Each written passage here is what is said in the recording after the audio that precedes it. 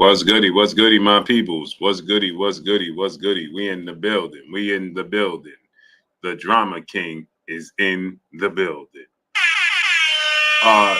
Man, I was just experimenting, trying to figure out this new format, and it just hit live. It just sent me live. I literally just sent Clay the link, and I apologize for being late. I was trying the new format. And it already automatically went live. I don't know why I did that. I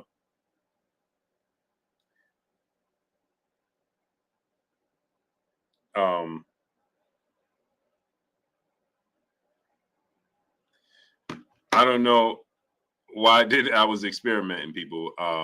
So salute to everybody. I wasn't ready to go live, but I guess we live. Joe Johnson, what's up, family? Via Ferreira, what's up, family? Rich Porter, what's up, nephew? 8, what's up, family? Jason Barber and Educator, what's up, family? Supreme Montana, what's up, family? The Queen, Callia World, she's in the building. Peace, bless, Queen. JJ Short Deuce, my brother, is in the building. That MF Dre, what's up, family? Great Gambino, what's up, family? Fred Natera, what's up, family? Giovanni Walker, what's up, family? YG Knight, what's up, family? Jamal Nixon, what's up, family? Brandon Broussard, what's up, family? Via Ferreira, what's up, family? Chuck PCville Boxing, what's up, family? The Queen, Kiki, is in the building. Blessings, Queen. My brother, Guyanese Fire, is in the building. What's up, family? Where you been at? Marcus Warren, what's up, family? He in the building. Jordan Smith, what's up, family? He in the building. Crypto Chris, what's up, family? He in the building. Greg, what's up, family? He in the building. Mind yours, what's up, family? He in the building. Hey! What's up, family? Kendall Styles, what's up, family? He in the building. Miguel Hernandez, what's up, family? He in the building. I'll leave it. Stephen Wright, what's up, family? He in the building. Unknown, what's up, family? He in the building. Queen, well, that's strong. Peace and blessings, Queen. Mo Taylor, what's up, family? He in the building.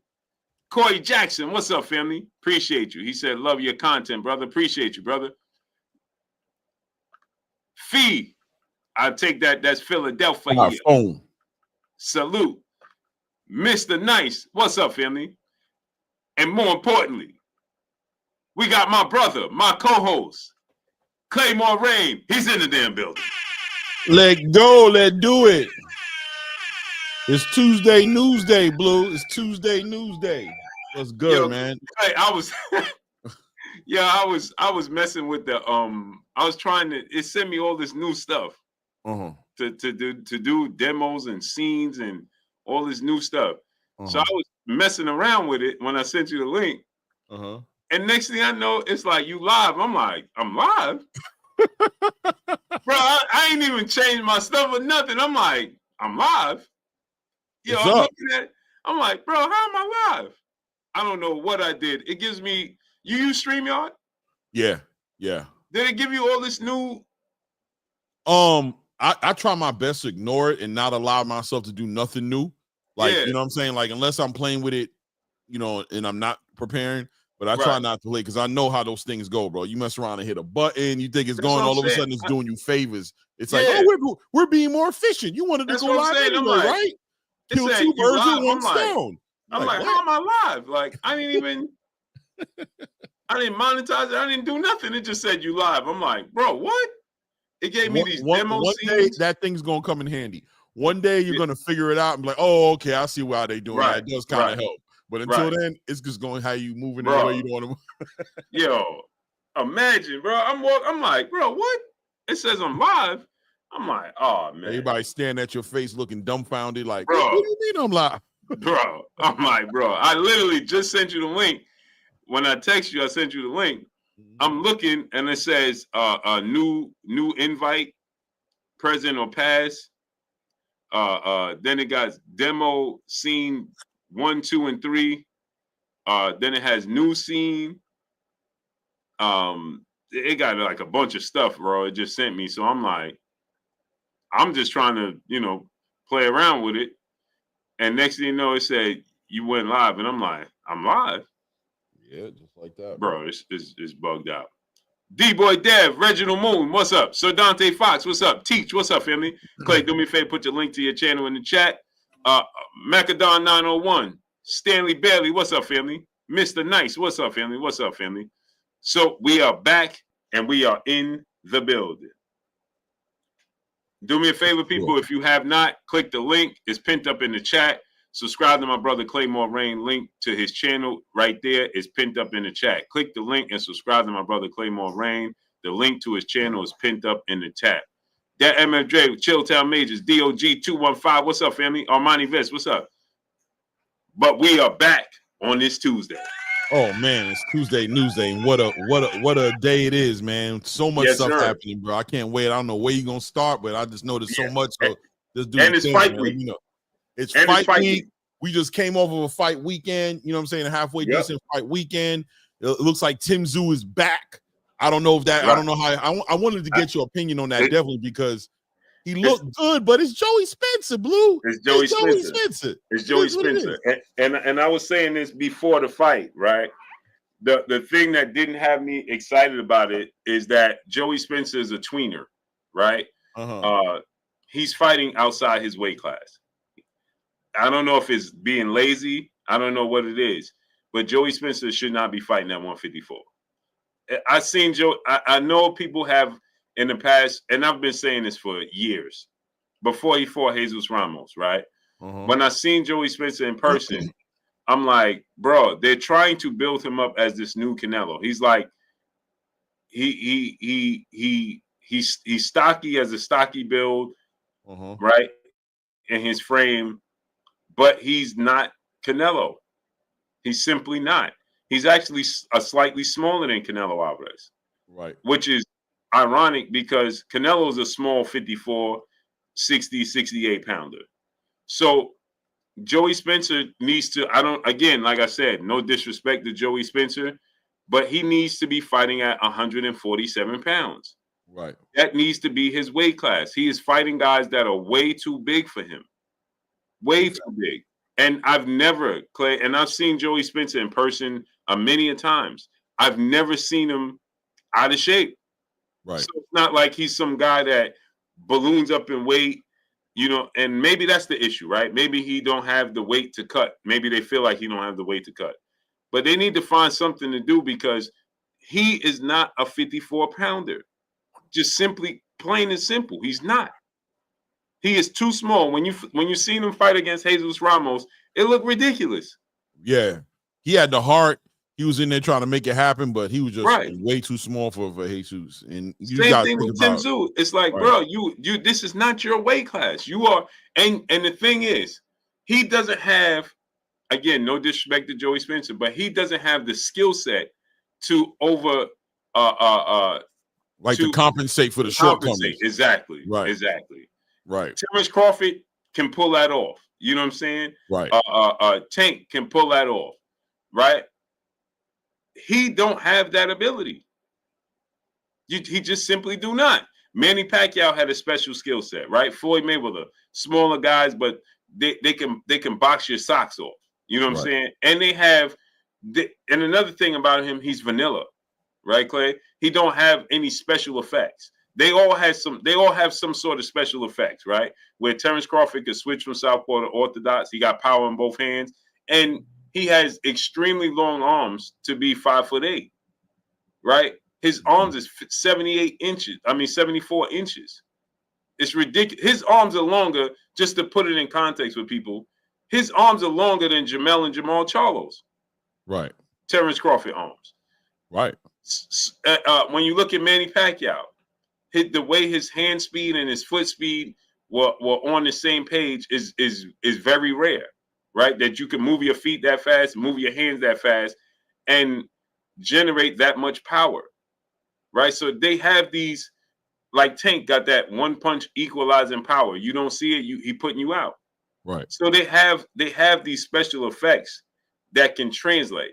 Like Ryan Garcia, for instance. If Ryan Garcia went to 154 right now, he still has something, regardless, we know that the whole Austrian situation, he has something that will translate, that will give him a chance, which is his hand speed and that left hook. Right. You know what I'm saying?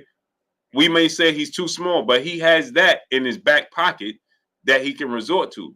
Joey Spencer has nothing. He has none of that. Yeah, he doesn't have an intangible that you could be like, this is this unique thing about him he brings to the table that everybody's got to deal with. He's just, I feel what you say when he's vanilla. He's just plain Jane. He's, he's easy to contain, especially if you have the physical attributes. He's nothing spectacular, nothing special. Right. And he wasn't against Tim Tszyu for sure. He made Tim Tszyu look great. Like the way he was letting Tim Tszyu was so comfortable. He was letting off these 4 or 5 punch combinations at a time. Like he was doing things where I'm like, all right, Tim. All right. But that again, because it's fool's gold to me, because Joey Spencer's a name that we know, but Joey Spencer's clearly fighting outside his weight class, right? If Joey Spencer was to fight Erickson Lubin, he's getting put out. Right. He's just not. He's outside his weight class. Erickson Lubin got a special effect, right? He's a southpaw, fast hands, and they got that power. Right. Right. We already know Fundora. Like, he don't have no special effects. Yeah, he might probably never get a title shot in that division. He'll never get through. He'll never get there. He'll just always be a not even a gatekeeper, because like you're saying right now, and that's how I felt about it. I said, all right, well, Tim, look, Tim delivered a performance that clearly got the crowd going. Australia's back on, feeling like Tim's on his way. So prize fighter wise, he checked the boxes. Oh, exciting fighter. But let's be honest, man. Competitive wise, he didn't answer no questions. We don't know if he's back. We don't know how he's gonna deal with getting punched in his face by Bakram again. We don't know that he can go up in there and compete with Virgil. There was nothing in that fight that made me put him in a conversation with running it back with Sebastian Fundora. You know what I'm saying? Nothing happened in that fight that made me be like, this man is back to where he was before he fought Sebastian Fundora, which was the premier 154-pounder. Before he fought Sebastian Fundora, he was like that guy, right? Like Jamel left and went into hiatus and was like, all right, man, Tim Tszyu's the guy. But he's completely lost all that momentum. All that steam has been taken from him. This Joey Spencer fight hopefully did something for his confidence, but it didn't do nothing for 154. You know what I'm trying to say? Like, when you see a fight like that and you go, 154 better be on guard, man. We gotta know. It didn't say nothing. Like Clay, let's be real. Mm-hmm. Do you see him beating Jamel Charlo? No. I definitely don't see him. I don't know if he beats Keith. I don't know if he beats Keith. He's about to fight Keith. I can't. People are so confident he's gonna beat Keith. I'm like, maybe, I guess. I don't know. And that's what I'm saying. Like, again, so you know what I mean? I just think it's fool's gold. You know what I'm saying? And it's unfortunate because I don't understand. I never understood this. When I seen Joey Spencer, I think I was in Dallas the first time for Errol Spence fight. And I was like, bruh, he was, put it this way, Clay, he was so much smaller than Errol Spence. I was like, bruh, and you fighting at 54. Like, what is that? I don't get it. They was trying to promote him. He got a name now because they was trying to build him up as this next Canelo. He's a nice kid, good-looking kid, right? He's a hard worker. And that's what they was pushing, this envelope. But he's not. He needs to compete at 147. Guess what, Clay? I like Joey Spencer versus Stanionis.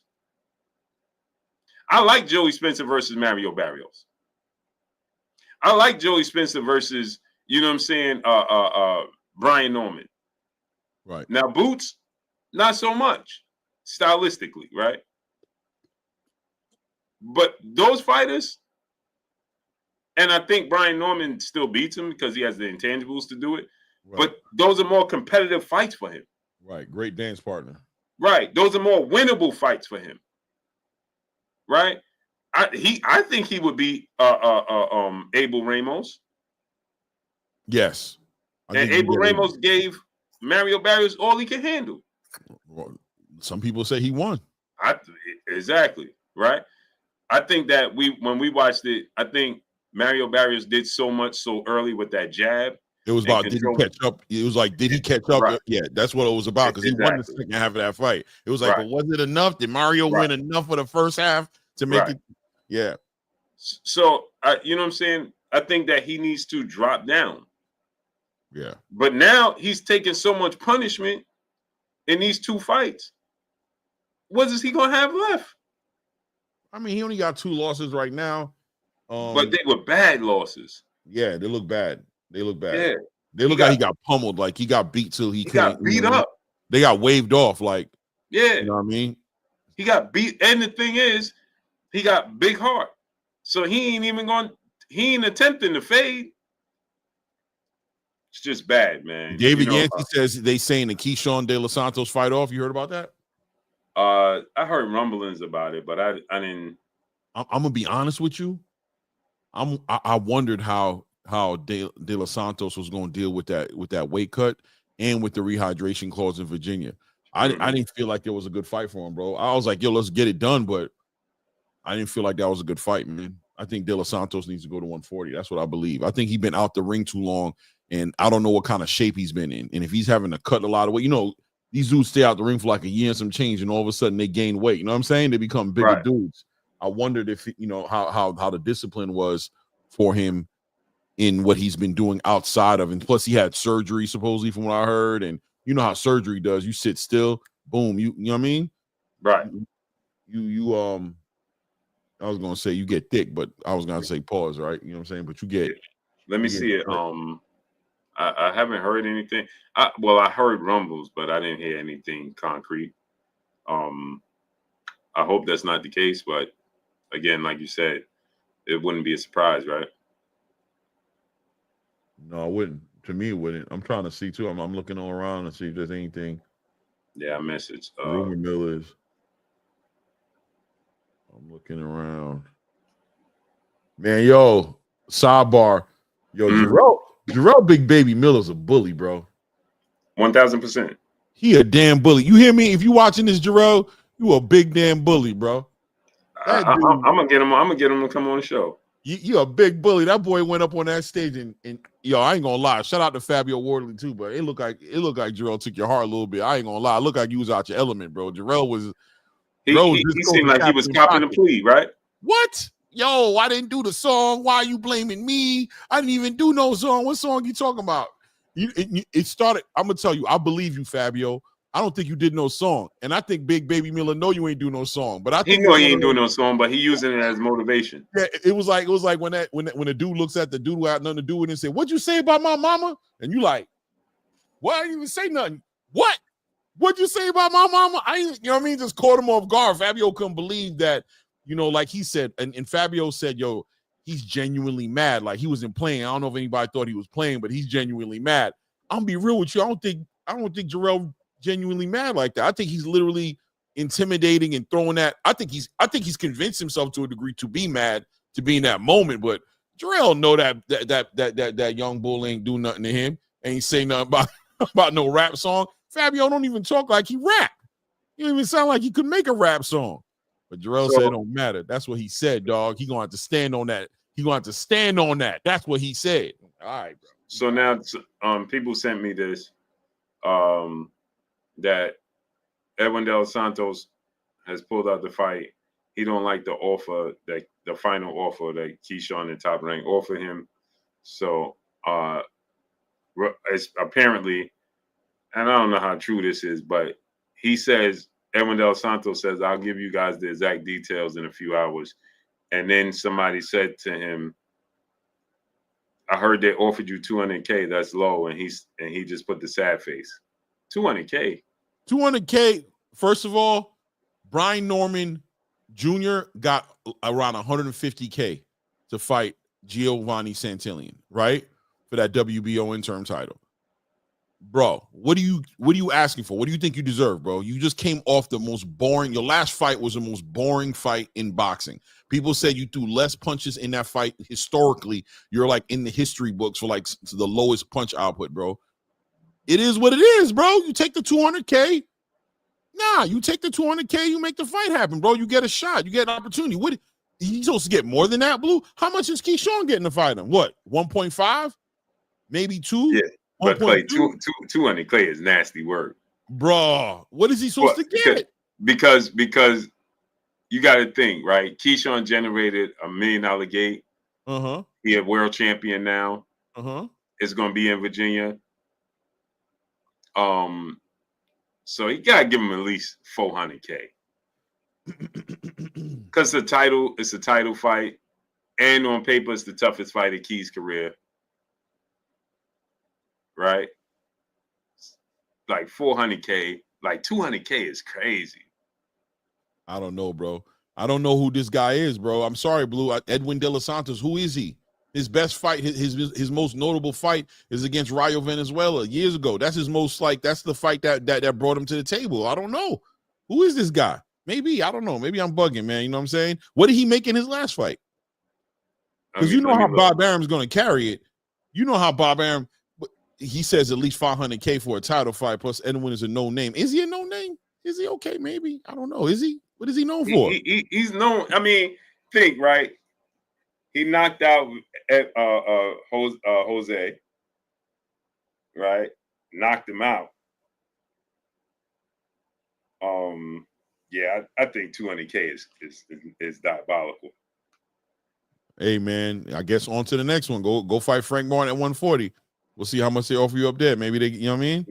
Yeah, I got to see what they offered him. What was his last? Damn, that was Shakur fight, right?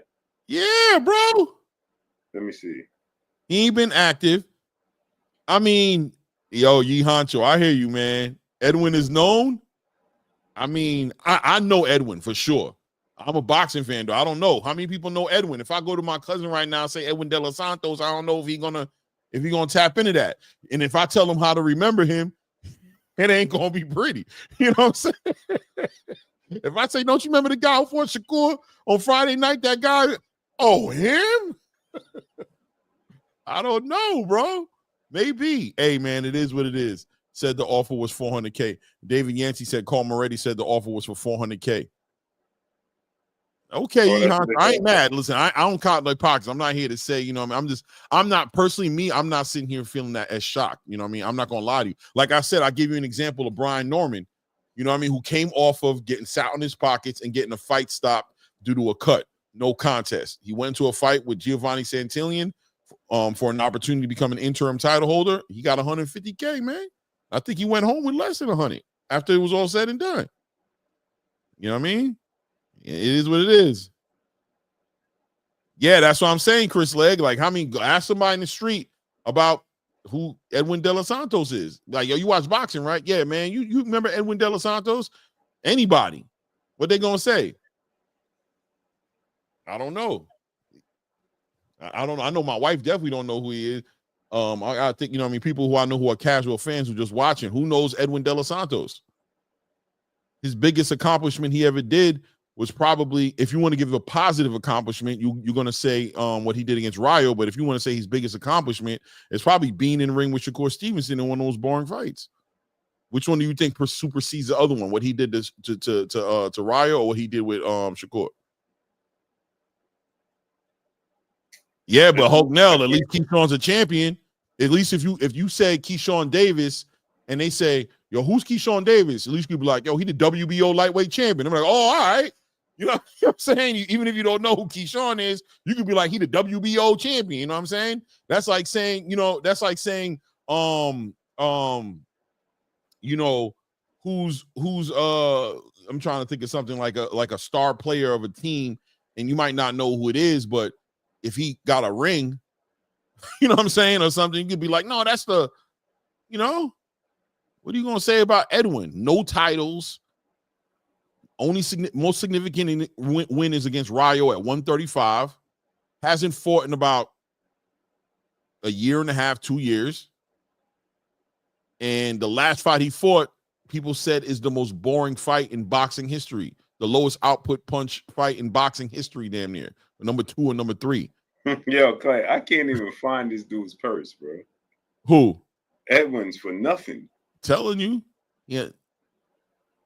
They're not even talking about him like that. But Clay, think the casual fan can name 2 big name fights Edwin's had. They can name 2 fights Brian Norman had.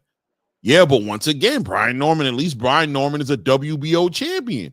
I'm just saying, at least he's a WBO champion. At least you could be like, who is that? Oh, that's the WBO welterweight champion. And people just automatically give him some respect off the strength of that. Oh, he the welterweight champion, the WBO welterweight champion. At least he's in the same conversations of fighting, fighting a Boots Ennis or fighting a Mario Barrios. So, he's in those conversations, right? At least. Edwin De Los Santos? We can, he got a Shakur, he got a 70-30 split. So that means Shakur walked away with like 2 million out that, right? Shakur got 3.4. 3.4 million for that. So maybe, maybe he got a bigger bag. He got a bag. Let me see here. 2.4? Yeah, that's what it says. So what would be a third 30, add another 30% to it? Is that how I would do? Would I add another 30% to it? No. How would I figure that out? So he got like 500,000, right? I guess. Let me see. 500 times 3. Damn, he got a little more. He got a little. I don't know. But that's Shakur once again. But yo, you know what? At the end of the day, Bob Arum is not going to play no games, bro. Bob Arum is going to look at that market value. He's going to look at what you got last time. He's going to make it a little bit better, or he's going to make it a little bit worse depending on the opportunity he giving to you. He ain't playing with you. He's going to give you something. Because now they got to give Keyshawn the bag. And it's probably a total amount worse for the person. They got to give Keyshawn the bag. He done packed out his hometown stadium. It's in his hometown. He's a champion. He's in the same conversation fighting Tank and fighting everybody else. They're going to have to pay him. So whatever's left over after they pay him, they're going to offer it to Edwin. And that, like I said, that's top rank. They being cheap. Shout out to Bob Arum, bro.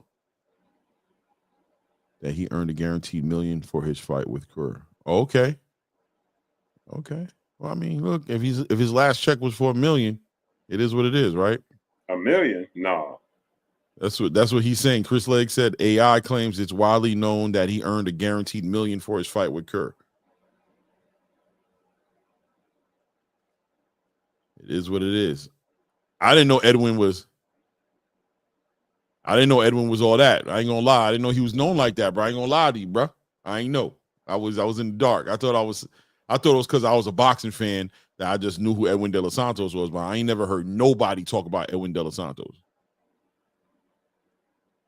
Last time I heard about Edwin De Los Santos was when Tank checked out with his team.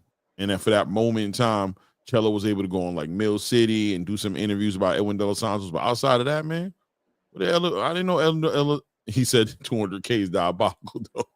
I mean, I guess, yeah. I guess. Then you got to pay taxes out of that. Yeah. Go that's fight. What I'm saying. Like that's a bit ridiculous. He don't get no points. It won't be pay-per-view. It'll be free, right? Because it's going to be on free TV. Right. You know what I'm saying? Right. Like, I just think like it's like give him 400,000, man.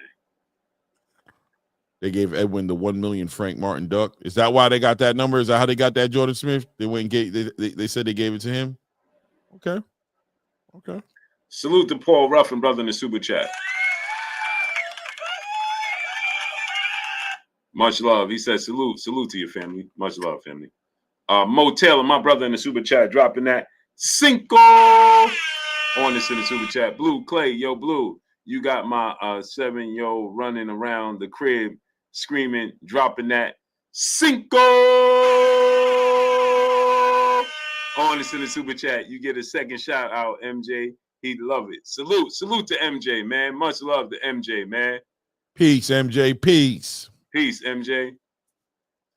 Mr. Nice, man, brother in the super chat. He said Joey is a jag, just another guy. Yeah, that's what I'm saying. Like he don't bring nothing to the table. He's very vanilla. And so if you're not fighting in a weight class that's conducive to your skill set, you're gonna come up short every time. Yep. Every single time, man. Now, Clay, let me ask you: did you watch the interview with Lamont Roach and Andre Ward? Lamont Roach? No, I didn't see it. I didn't even know they did one. Yeah, it's like an hour and a half, man. I'm catching that for sure. That's happening. I'm looking for it right now so I can have it right in queue. Yeah, I'll send you a link for it.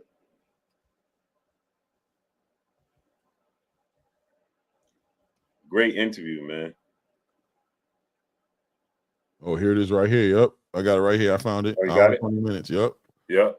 Great interview. Great interview. Some Lamont Roach dropped some very, very good gems in there. I won't spoil it. I'll let you and I'm definitely gonna catch it. Check that out. Lamont Roach catching the whole vibe right now, and I feel like I just talked to somebody, right? Because they were trying to get me an interview with him. They wanted me to interview him, and he kind of turned off the interview faucet, right? Saying everybody twisting his words, and it's giving him a lot of issues. Who said that? Kenny? No, not Kenny. Not Kenny. Nook. Okay. Yeah. And he was just like, that I'm trying to see who's trying to call me here. He said that he turned off the interview he's gonna stop doing interviews for a minute. He's gonna give it some time. He's not doing interviews right now. He said the reason being that people are, he's doing interviews and content creators are twisting his words up and posting clips up and putting out narratives, you know what I'm saying? That he doesn't want out there. And I don't think that's what's happening. I don't think the narratives are getting pushed out there, but I do think that, when you're in the midst of negotiating, right, with when you're in the midst of negotiating with the kind of person you're negotiating with, the emotions start flaring. It makes the negotiations difficult. You know what I'm saying? With somebody like that. So it's just the same thing as Shakur, right? To a degree. It's the same thing as Shakur. It's like he don't even want to talk on it no more like that. He tries to be humble and people are like, yo, you need to be calling him out and put the pressure on him. Nah, he knows what that's going to end up turning into. It's going to end up turning into no fight. You feel what I'm saying?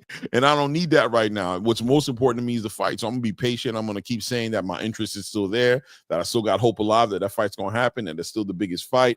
But he's not gonna say nothing, triggering, to get him mad. And I think that's kind of like, what I mean? Well, Lamont's getting to that point where he's just gonna sit back and play the background a little bit, and just let this thing kind of simmer out, let these negotiations kind of like, what I'm saying, work out so we can get something solid, get something on paper, get a locked in date, get it locked in, whatever we need to get locked in, and not give nobody any excuses to getting their feelings and want to move with a petty nature. You know what I'm saying? If that makes any sense. That's what I believe. That's what I believe personally. That's my personal opinion on it. That's not factual or anything like that. But when you all of a sudden, kind of feeling frustrated as to how things are being twisted, it's like, why would you care? Oh, I know why. Because you're going to mess around and not get that damn fight. If you piss him off. Right. He feel like, yeah, exactly. And that's exactly what's taking place. You know what I'm saying? Like, again, man, I just think that this is, my laptop just said, oh, snap. Oh, something snap. went wrong. Yeah, it literally just said, oh, snap, something went wrong. I hope that don't mean like you got no kind of virus or no kind of nonsense. Literally just said, oh, snap, something went wrong.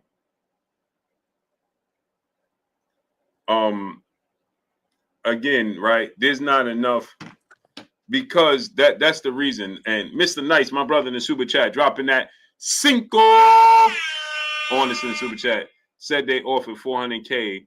Scamson, his promoter, told him it was $225. He get in their pocket raised by his own, shaking my head. Oh wow. So Carl Moretti is saying it was $400K, but Sampson told Edwin it was $225. That's probably what it is. Scamson is a listen, man. I'm telling you, bro. I don't trust him, bro. I don't trust him, bro. I don't like the energy, bro. I don't trust him, bro. It is what it is, bro. I don't trust him. When he talk, I hear grimy. I hear, you know what I mean? I hear talking out two sides of his face, you know what I'm saying? Sneaky. He gonna hear this and tell you that. Right. You know who he is? He's one of those, I tell you what you need to know dudes. Jordan Smith said go to the PBC. They said it. Where on it on what? On Instagram or Twitter?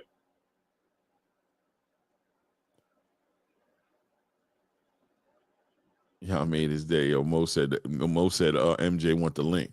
He want to talk boxing. The young bull who was running around screaming Cinco. He said he want to debate you, Blue. The young bull said he got smoke for you. Who said MJ, that? Mo Taylor's son. Yeah, MJ said he want the link. He want to talk about. He want to talk some boxing. Oh, he said he wants the link. He said send the link. He's ready to talk boxing.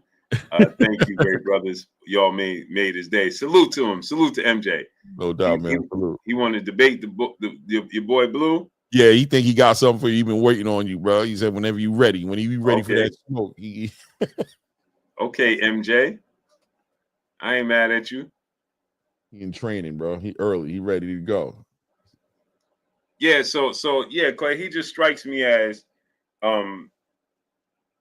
like he's just sneaky, right? Mm-hmm. He's just sneaky. And I want to hear your thoughts on this too, Clay, because I went live and you. What the hell just happened? Oh, snap. Bro, you seen it? I seen the light kind of just flicker and go out. What happened? Bro, what the? Yeah, I don't know what's going on with this new. I shouldn't have touched nothing, Clay. I shouldn't have touched nothing. I started experimenting. But Clay, did you see and hear last night? I wanted to get your thoughts on this. What Kenny said about Shakur. Yeah. What's your thoughts on that, man? J. King Husky, my brother in the super chat. Much love, family. I think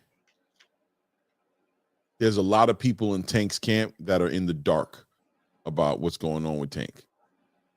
And I think there's a whole lot of talking. And I think Tank holds issue with it. I think Tank holds issue with the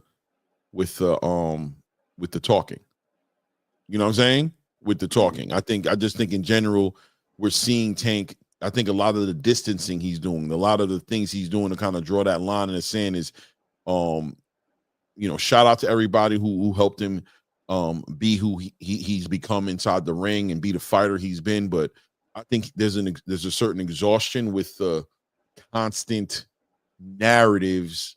I think there's a problem with the consistent heat Tank gets with the connection with people talking on his behalf. You feel me? It's like if you're constantly getting pushback off of me out here in these streets talking Blue, you defend it for a certain moment and you show love because, that's my boy, that's my brother Claymore, you know what I'm saying? But after a while, it's like, yo, Clay, why are you always talking? You feel me? Because all you do is bring heat to me. All you do is go out there, start narratives, start crap up, and then they don't care about you enough to come at you about it. What they do is they go in and make content about me. They don't even care about what you're saying for real. They just listen to what you're saying so they can throw shots at me. Why are you speaking for me when I haven't told you that? Did I tell you I felt like Shakur is aging me out? Did I tell you Shakur, you know what I'm saying, did anything or moved in any kind of way? I don't even like to talk about the boy like that. But you constantly take the opportunity to get on these platforms, do these interviews, and speak, and people take what you're saying as gospel and taking it as it represents something that I'm standing behind. And that's what I think is happening with that situation. To say that Shakur Stevenson is aging out Tank, why and what in the world why? How? What offer has been sent? What negotiation has Shakur Stevenson walked away from? What moves has he made? And once again, I always will acknowledge one thing. There are certain things that we are not previous to, right? Previous to. We don't get to see these things. And maybe he is exposed them. I don't know. Hold on 1 second. I'll be right back. I'm going to the bathroom. Okay. From the outside looking in, what in the world has Shakur? And I don't care if you hate Shakur. You could very well hate Shakur and think that he's full of it, whatever you want to think. But what in the world has ever happened inside of a negotiation between Shakur Stevenson, Gervonta Tank David, or Shakur and the PBC or whatever have you, what conversations have even been put out there to hint that Shakur Stevenson is holding out on this fight from happening or stopping this fight from happening on purpose? There's nothing. There's nothing there. So why push out a narrative like that when you should know that the narrative is going to get flipped around and turned into Tank doesn't want to fight Shakur. Tank's team doesn't want to fight Shakur. Tank's team is making excuses for the fight not happening and blame it on Shakur. Why are you even putting that out there? You know, I don't know. I don't know. So when I see stuff like that, it's getting to that point when I see these interviews and I see these conversations happening, I don't put that much weight on them, to be honest, when it comes to Tank. Shout out to Kenny Ellis, because when he talks about anything else, I'm all ears, because I think the man is intuitive when it comes to boxing. But when it comes to Tank Davis's business, I don't listen to those guys. I don't listen to Kenny. I don't listen to Calvin. I don't listen to those guys. I think that Tank has more than proven that those guys can't speak for him. Those guys don't represent his thoughts or represent the way he's feeling or represent the way he's moving. Because I've just seen too many times where when Tank finally comes out onto the space and starts communicating, it don't match up. Nothing that them dudes been saying that he was going to do. That's what I've seen. And that's where I'm at with it. You know what I mean? I don't get upset. I don't get frustrated, because at the end of the day, I just know it's just content, and I just don't believe it represents Tank Davis's perspective. Well, at least it's not guaranteed to represent his perspective. I know there's a good chance it's not representing his point of view or how he sees things or how he feels about things. You know, it is what it is, man. It is what it is, man. Let me see. Salute Shakur, bad businessman. I don't know. Tank has 6 fight list that he has fought. Yeah. You know what? It may be a competitive first 3 rounds and Boots takes. Oh, we talking about Stanionis? Oh, yeah, we definitely got to talk about that, because it's definitely fight week. It's definitely fight week. So we're definitely going to talk about Boots Anderson, Stanionis. You know, clearly, in my opinion, we're finally going to get a welterweight champion in 147, because I think it's arguable. What do you think about that, Blue, as far as is there an argument there that there is no champion at 147 because none of those champions have fought a champion for their belts? Boots? I agree with you 1,000%, because this is the first time we're going to get – this starts a new era after Terrence Crawford. You know what I'm saying? That whole regime is over, right? Right. Errol Spence, Keith Thurman, Terrence Crawford, Sean Porter, they all gone, right? So this starts a new regime, right, for all those guys. So this and like you said, we haven't gotten a official champion that has won. You know what I'm saying? All the champions have been awarded the titles. You know what I'm saying? Elevated. Except Brian Norman, right? Brian Norman is the only one, and he fought Santillan for the vacant WBO belt. But it was an interim title until it was like a week or 2 later, Terrence vacated the belt and he got elevated up. At the time, it was just an interim title. Right, exactly. So this is the start of a new era for the welterweight division. The unfortunate part about it, for me, right, Clay, is that Boots ain't got much longer there, and neither does what's his name? Stanionis, right? Yeah, it looks like they both could go to 154. And Barrios too, right? Yeah, Barrios probably should already be at 154. Barrios is huge, man. Yeah, I tell anybody that'll listen, bro. When I seen Barrios in person, I was like, how do you make 140 pounds? When I first met him, he was still fighting at 40. And I'm like, bro, what? Clay, he is so big, bro. I'm like, how? How do you fight at 140 pounds? You know what I'm saying? That's around the time he was sparring Devin Haney. You know what I'm saying? But yeah, I just think that I'm excited, Clay, because this starts a new era of 147-pound regime. You know what I'm saying? finally we get to move on. You know what I'm saying? We get to, you know what I'm saying, graduate to something new. You know what I'm saying? Right. They're all gone now.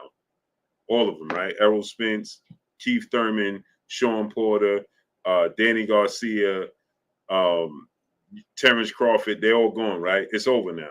You know what I'm saying? So I'm so excited for this fight because, again, starts a new era. You know what I'm saying? We can finally crown a real champion at welterweight, an official champion now, and the Ring magazine.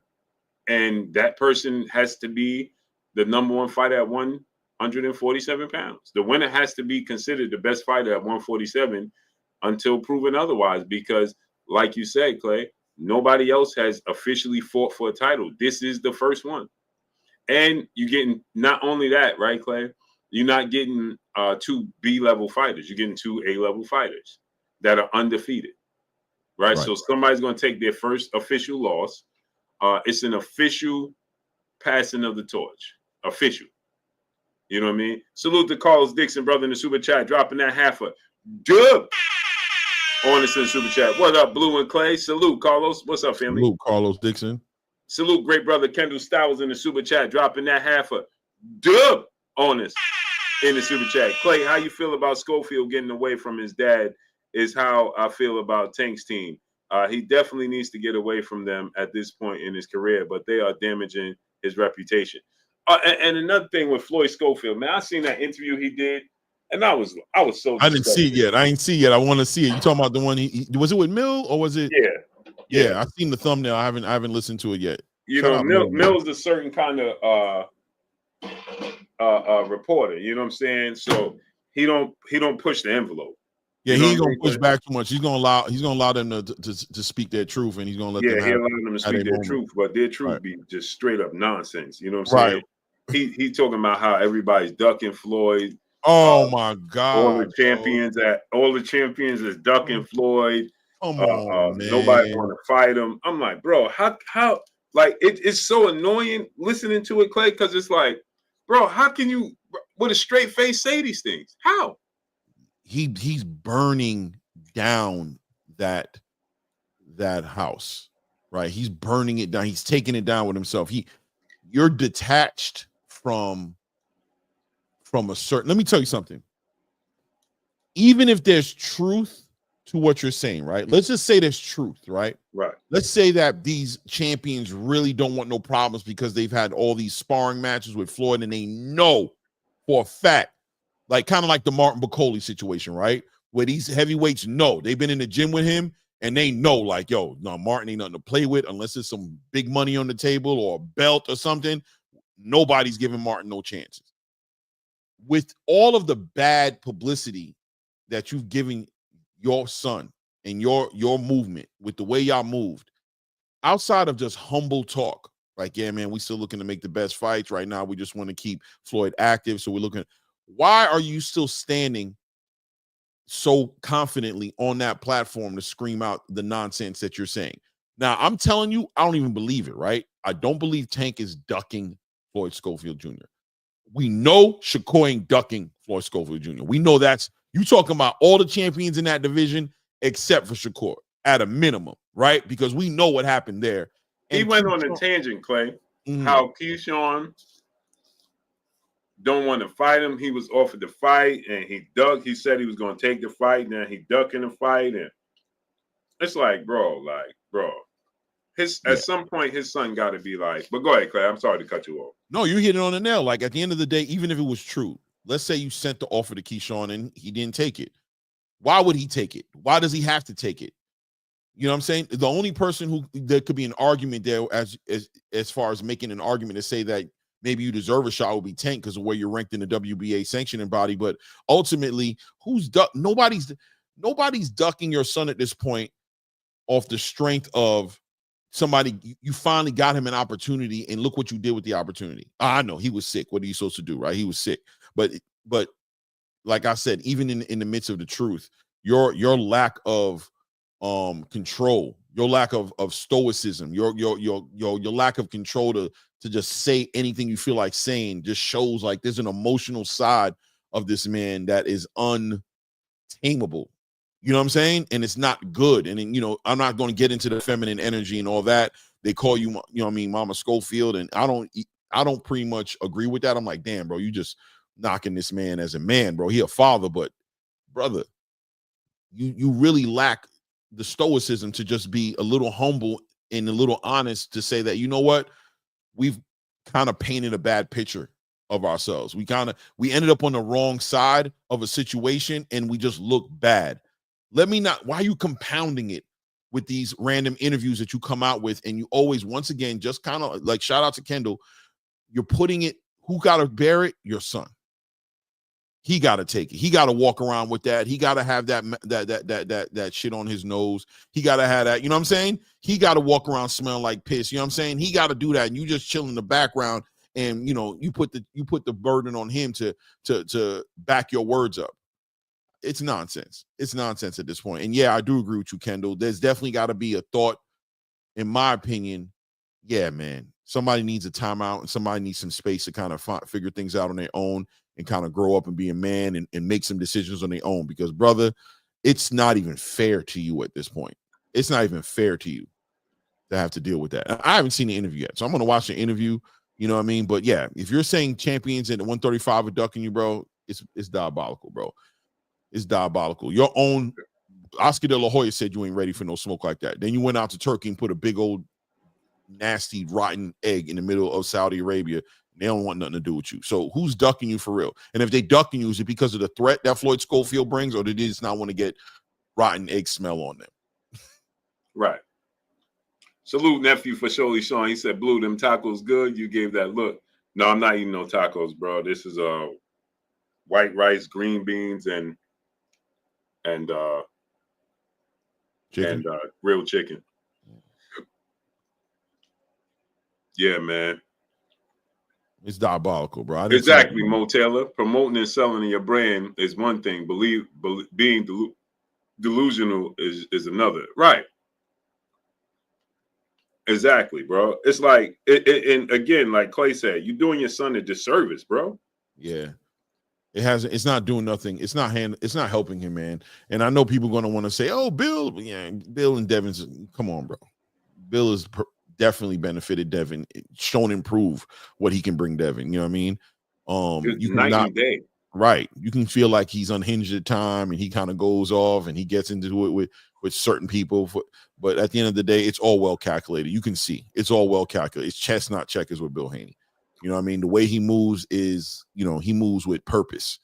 He's very conscious and aware of what he's saying, who he's saying it to, the way it's going to be received, the effect he wants it to have. He's completely a well thought out, meticulous. You know what I'm saying? It's chess, not checkers with Bill. With Floyd Schofield Sr., it's off the hip, bro. It's off the hip, and it's reckless, and it's impulsive, and it's emotionally driven. It's impulsive. It's all emotion. Mm-hmm. It's no rhyme or reason for it. Right. It's out of pocket. You know what I'm saying? Then he gets disrespect. It's bad business, bro. Yeah. And you try to come off calm sometimes and like try to put out stuff out there, and it look, bro, it just hasn't hit for nothing. It hasn't hit for nothing.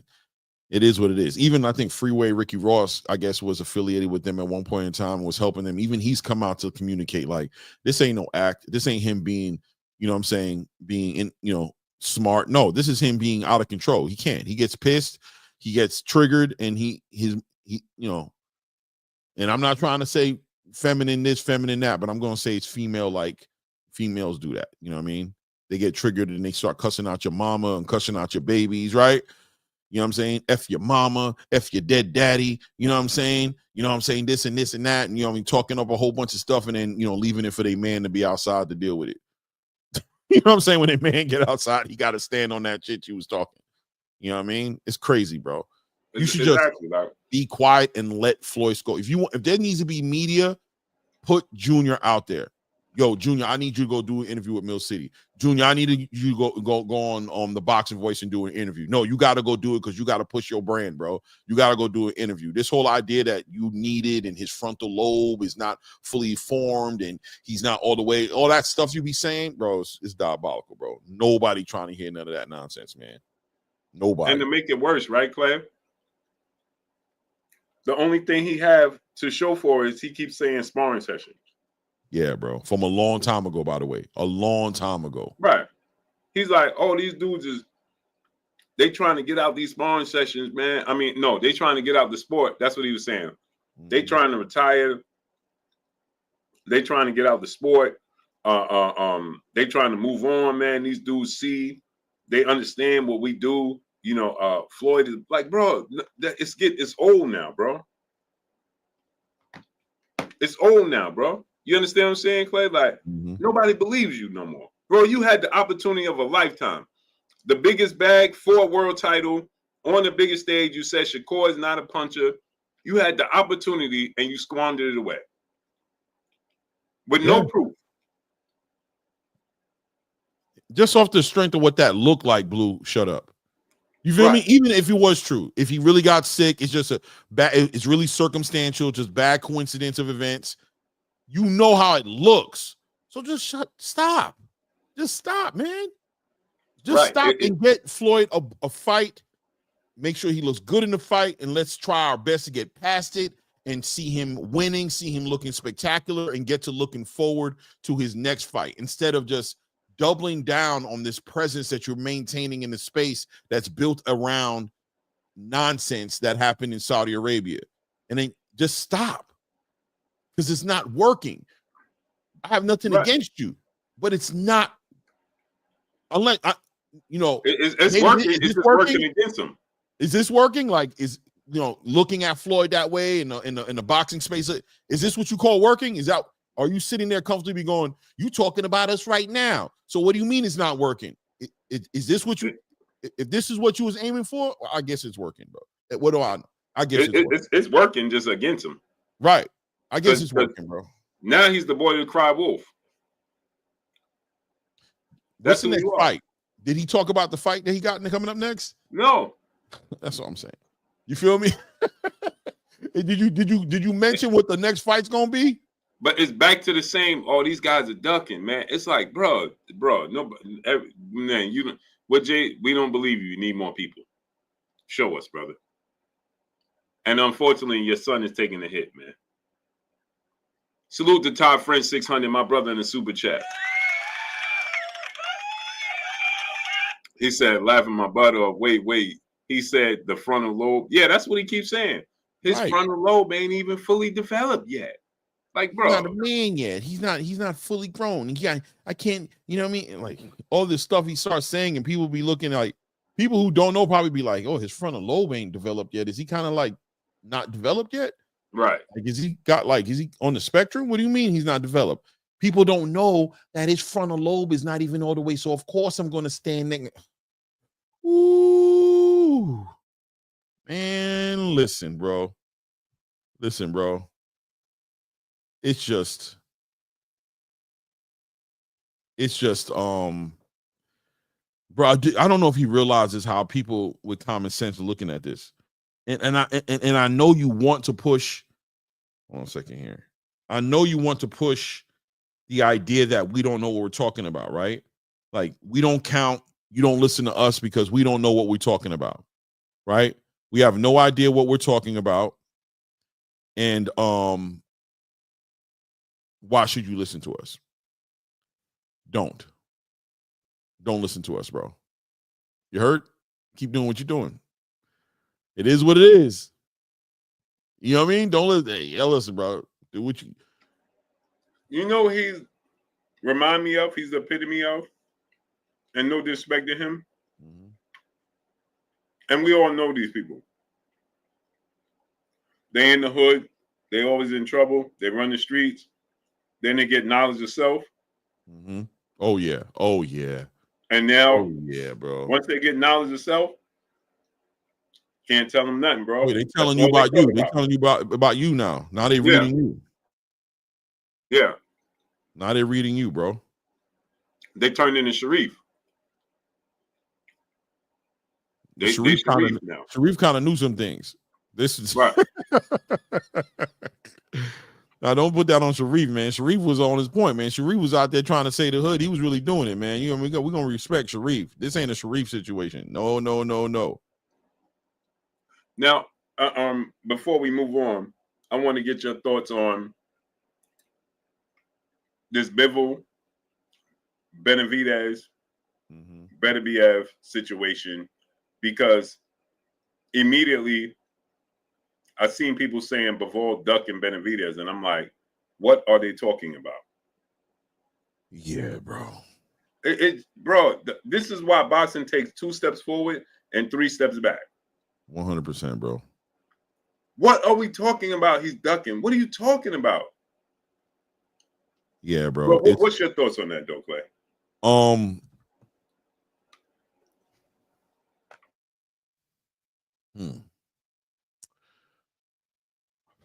I feel in a technical way on paper, I can see the argument that Dimitri Bivol chose to not fight David Benavidez. And I'm just being I'm being unbiased and saying I have no horse in the race to say that Dimitri Bivol could have went to purse bid and made a fight with David Benavidez, and he consciously made a decision not to do that, to vacate his belts and not go into a purse bid to fight David Benavidez and defend his title. Okay? I can acknowledge the semantics of that statement I just made. To say that I can't argue that. And if somebody wants to come up and ask me to argue that, well, I'm in a bad position because I don't believe I can or should argue that. I'm going to let you have that and say, okay, he passed on the fight with David Benavidez.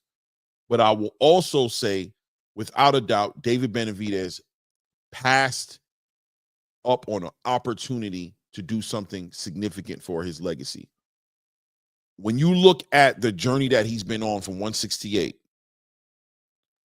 and what he's gone through to try to fight somebody like a Canelo Alvarez, to get a championship and fight for a championship and fight the best.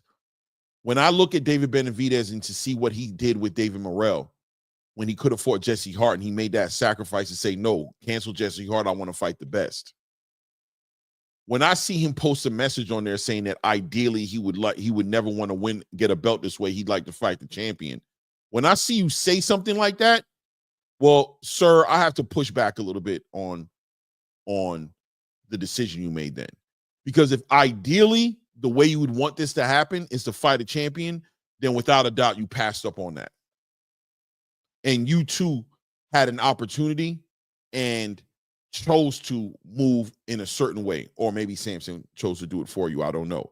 But ultimately, for you to pass up on a Caleb Smith lucrative fight, according to your manager, to be potentially on the undercard of a Dimitri Bivol, Artur Beterbiev trilogy fight, and have Turkey's word that he was going to line you up to fight the winner of that fight, and you choose to walk away from that and just be an email champion, to say that I'm confused as far as what you did for yourself, what your team did, would be an understatement, brother. It'd be an understatement. Now, I get it. Samson is able to woo you over and sell you and tell you that, remember what happened with Canelo at 168? You never got opportunity. It was always an excuse. We can act as if the Canelo Alvarez negotiations and the campaign to fight him is like Turkey telling you and guaranteeing you a fight with Dimitri Bivol and Artur. We can act like that. We can say, what would stop Turkey Al-Sheikh from doing that? And I'd have to respond, nothing. You're right.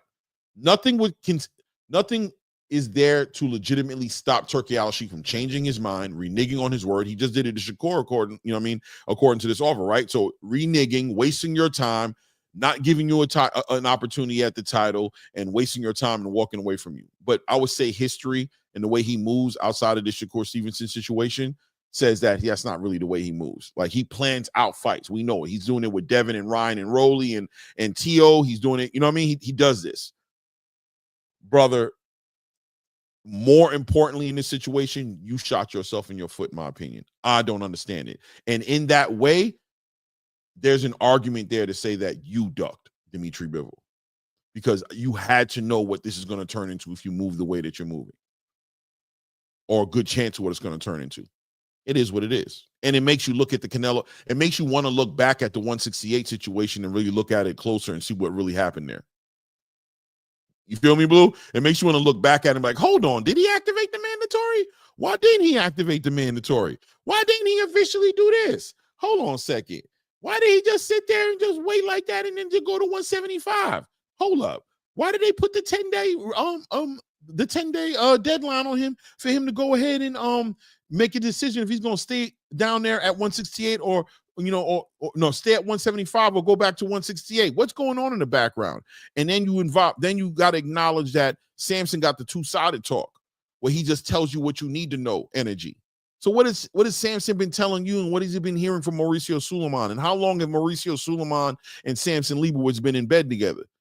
And what, you know what I'm saying? What's the bigger picture? What's really going on with that whole situation? Because it took no time to get Mauricio Suleiman to go ahead and activate a mandatory at 175. And all you did was beat up a 4-year inactive Alexander Vosdik after 4 years and drag up David Morrell from 168 to 175 and beat him. I mean, outside of that, what have you done in 175 to be so impatient that you can't wait for a trilogy fight to end? Who have you beaten at 175? David Morrell is a 168 pounder who went to 175. Don't act like we don't know. Don't play that game. And you fought Alexander Vosdik who hasn't fought in about 4 years. Don't act like we don't know. You can't wait. You can't find a Caleb Smith, make a lucrative amount of money, and wait for your opportunity to become undisputed. Come on, man. Come on, bro. How long you want us to take that? So it is what it is now. So now David Benavidez is a WBC light heavyweight champion of the world. And like he said in that post, he's going to make the best fights he can make. Well, here's my next question. So what's the best fights? Outside of Dimitri Bivol, Turbetabiev winner, what's the best fight? What is it? Is it Caleb, the fight that they offered you anyway for the lucrative amount of money? So you're going to pull him over and defend your title over here, and you're going to offer him a whole bunch of money to come fight? I guess. Dimitri Bivol isn't cornered, Blue. He can go and fight Caleb. He can go and fight Canelo because Canelo wants that rematch. He can go up to cruiserweight and go fight Opataya and go make a bag. And Turkey's going to get him together. So what is David Benavidez going to fight? You're going to go fight Joshua Buatsi, Anthony Yard, these big fights, and then you're going to make it a pay-per-view headline and charge us $80? Is that your game plan to watch it? All right. All right. I'll land my plane there. Let's see how it develops. Exactly. I hate this for David Benavidez. And he listened to his team instead of going with his heart. I know he didn't want to do this. It's just not who he is, right? It don't line up, like you said, Clay, with his history. No, it doesn't. And I hate this for him because he allowed himself to get labeled like this. And like you said, then he says, I'm going to fight the absolute best. Well, what does that look like? Right? Because, again, King Brian said it ain't David's fault. They stripped Bivol. That, though, was that his call? Yeah, it was his call. Yeah, it definitely was.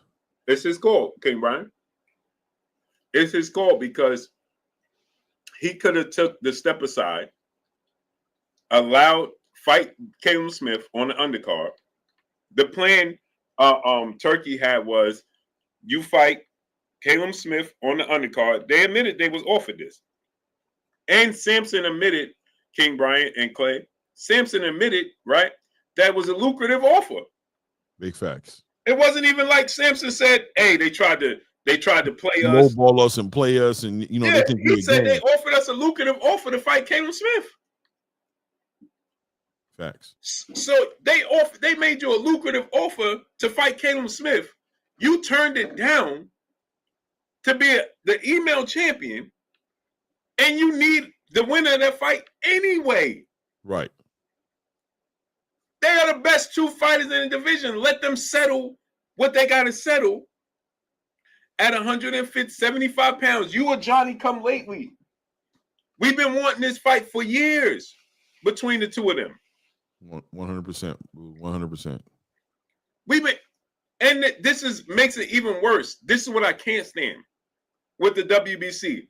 I can't stand how they try to back off and be like, hey, man, nah, you know what I'm saying? Hey, we tried to do the right thing. No, the hell you did not. Yeah, you've never tried to do the right thing. And I hate to do this because Mauricio is a good person. You know what I'm saying? But in the business, they taking advantage of the sport, period. And they're doing so because the sport allows them to take advantage, right, Clay? Facts. They can only do what the fighters in the sport allows, right? But they're clearly taking advantage. It's like Clay said. Clay, do you know, just to give you some stats, Artur Beterbiev has been the WBC champion since 2019? Yeah. He has been the WBC champion for 6 years. You've heard nothing of this from the WBC. Right. For 6 years, this man has represented the WBC title. 6 years. You never heard them talk about stripping him since Alexander Gavdik beat Adonis Stevenson in 2018. He beat Gavdik in 2019. He's been the champion ever since then. No problems. This is the thanks he get. He satisfied his mandatories. He represented them well. And this is the thanks they gave him. 100%. They don't even allow him to regain his status. They don't even allow him to create history for himself. They stripped this man of history. Is what they did. Now he would need, at 40 years old, going on 41, right? He gonna need 2 more fights. What if he just wanted to retire after this?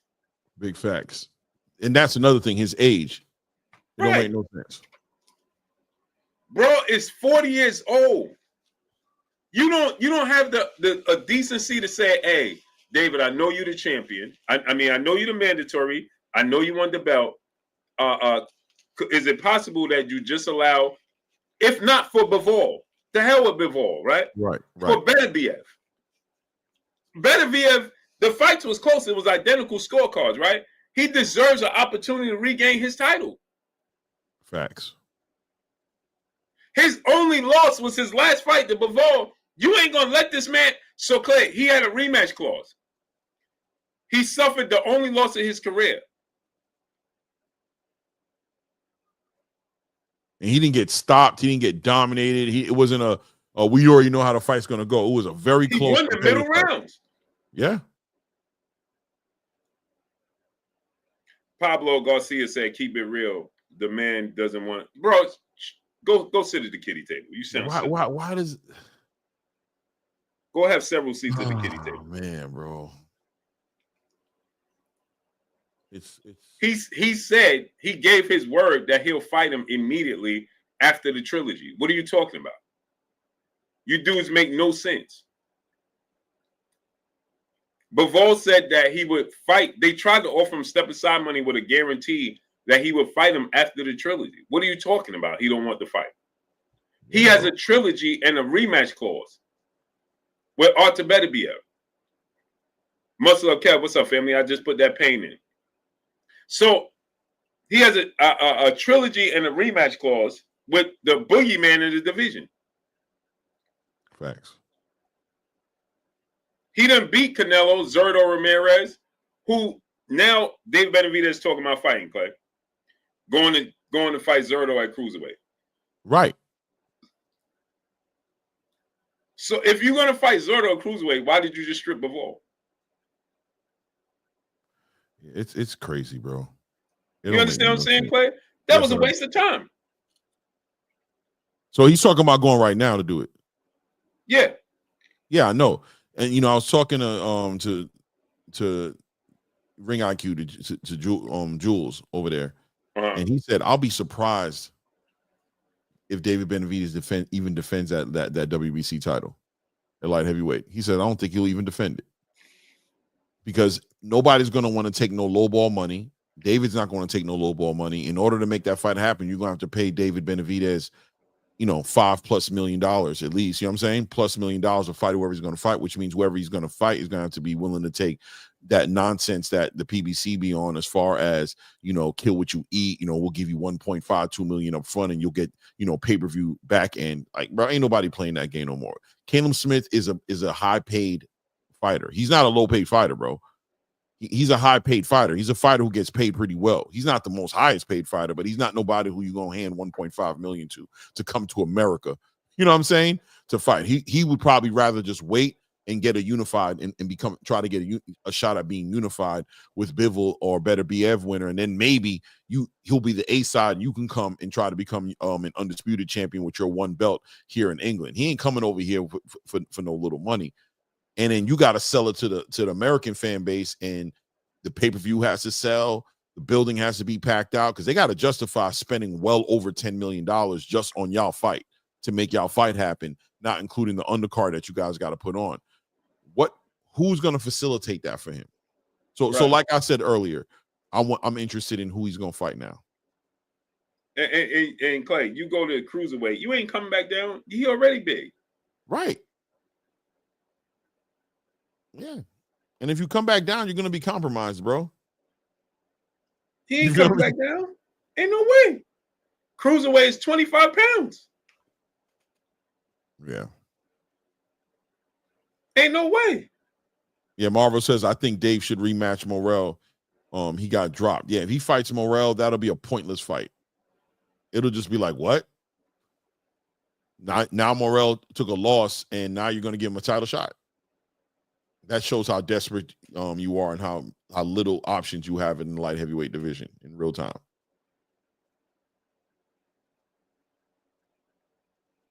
There's nobody left. His biggest fights is with Turkey, bro. Even Caleb Smith is a Turkey fight. That was a horrible move, bro, just to be called champion, bro. And like I said, for you to put out that message saying ideally this is how ideally you'd want it, that's what lets me know that you ain't do this. You let your handlers get the best. You let your handlers trick you out your spot, bro. He didn't put his foot down, man. Yeah. The way you put your foot down with the Jesse Hart fight and made that David Morrell fight, I knew, Blue, I'm gonna tell you the truth. I knew when he left Saudi Arabia the way he did, you know what I'm saying? And didn't boss up out there, that it was over with. I was like, it's over with. You done walked away from the table in a rude way. You know what I'm saying? You walked away from the table, bounced in the middle of the fight. Nobody knows where you're going, to the point where Turkey got to be like, I'm not interested in Dimitri Bivol versus David Benavidez. One thing that Turkey's always been consistent on, Blue, is he don't like dealing with the third man. He don't like dealing with promoters and people getting in the way, and he likes to deal with the fighters. Now, if you're somebody who works with him, like a Eddie Hearn or Frank Warren, and you make the fights happen, yeah. But if it's got to be phone tag and especially when you're trying to dictate the terms, he ain't trying to hear none of that, bro. Ain't no dictating the terms, bro. And reason being, right, Clay, is because he's not a promoter, he's not a manager, he's me and you. He's not even me and you, right? He's a fan with money that has the connections, right? So if me and you had $1 trillion and we want to invest in the sport of boxing, right? And we like, hey, me and you talk, hey Clay, let's make, Terrence Crawford versus Canelo Alvarez. Yeah. Let's talk to Canelo and talk to Terrence Crawford. Why are we gonna talk to the managers? Right. Hey, bro, because this is the thing, right, Clay? Me and you will go to them, hey, we're gonna give you X, Y, and Z money. We're gonna give you X, Y, and Z money, guaranteed money. Now y'all figure the rest of that out. That's not me and you. Do you agree? Do you agree? Yeah. Okay, I got the money. I'll put it in escrow. It's good. We good for it. Now y'all figure out the details. Yeah. And the last thing we trying to hear is, yeah, but first you got to go talk to Al. Who? Right. Bro, I'm quadruple. My worth is quadruple his. What am I talking to them for? Are they gonna get in the ring and fight? I don't understand. Right. Are they fighting too? I'm investing in you. Do you want this money? Do you want this bag or not? That's it. Yeah, but I have other arrangements and obligations, man. You have to understand. I don't gotta understand nothing, bro. I ain't gotta understand nothing. Listen, whoever you gotta pay out this money that I'm giving you, you do what you do. Yeah. Plain and simple. That's it. Plain and simple. And I don't want to hear Jordan Salas. What's up, family? Knotville Will. What's up, family? DP Rocker. What's up? Texas 16 South. What's up? Peace bless to the Queen, Shakia Fields. Mo 2013. What's up, family? You understand what I'm saying, Clay? Like, bro, I don't have to. I'm giving you what you need, the money. That's it. Why do I have to go through anything else? Nothing else. I don't want to hear splits. I don't want to hear who's walking first. I don't want to hear who's the. I eliminated A side, B side talk, and the two most important things I eliminated. Right, Clay? A side, B side talk, and guarantee monies. That's it. I eliminated it.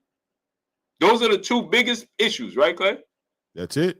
Now, all you got to do is figure out who's gonna walk first. That's up to y'all. I'm not trying to hear that, but guess what, Clay? If you come back to me and Clay talking about, hey, we can't figure out who walked first, get out our face. Straight up, bro. And isn't that one of the big things, though, Blue? That Turkey and Shakur talked about it, right? And I think somebody else said it too. I can't remember, but he basically said that. That's what Turkey brings to the game. He brings to the game. The people who want to make the fights are going to make the fights. And the people who don't want to make the fights are going to get exposed to not wanting to make the fights because they can no longer bring up the money issue. He eliminates that off the table. So if you're not fighting, if fights aren't happening, when Turkey comes up to David Benavidez and says, X amount of money, I've got the lane for you to go ahead and fight the champion. I'm going to pay you X amount of money. And you walk away from that, we know it wasn't money. Money's not what's stopping a fight from happening, which exposes you to the fans in a crazy way, because if it ain't the money, then what is it then? Because if what's a negotiation if it ain't about the money? I've eliminated the money issue. Now I've given you an opportunity for Legacy to fight a big fight. Bro, you had an opportunity to beat the man who didn't give you the fight and become an undisputed champion while you did it and make a whole lot of money, bro. And you walked away from it just to be an email champ for what? This is where the politics of the sport overwhelm everything, bro. Right. It overwhelms everything. And don't tell me it's not that easy. It's that simple. It's not. Oh God, I don't want to hear none of that crap, bro. The money's there. The fight should happen. If you want the fight to happen, it should happen. If the fight's not happening, I have to assume it's because you don't want the fight, bro. Right. Plain and simple. There's no ifs, ands, or buts about it. Hey, Kate Crowder, what's up, family? Give me 2 seconds. I'll be right back, Blue. Okay. You can't sit there and complain, bro. It makes no sense. None.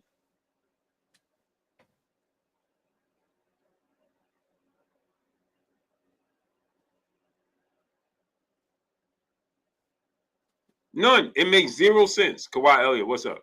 He said, Cap. Malante Davis, what's up? Thor Hero, what's up?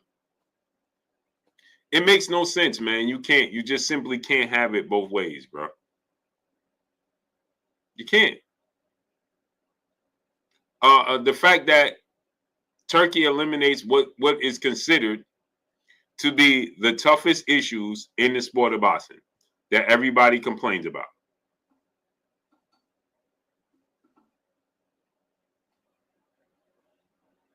Everybody always complains about the money. That's the first thing. K Fly, what's up? You understand what I'm saying? You look at the situation with Lamont Roach right now, right? Where it was being reported that Lamont Roach wants more money, and they don't know. They having a dispute over the money, so on and so forth, X, Y, and Z. Turkey eliminates all that. He eliminates all of that. You ain't got to worry about money and splits with Turkey. He eliminates that. I'm the A side. I'm the B side, right? Who's the A side? Who's the B side? Turkey eliminates that.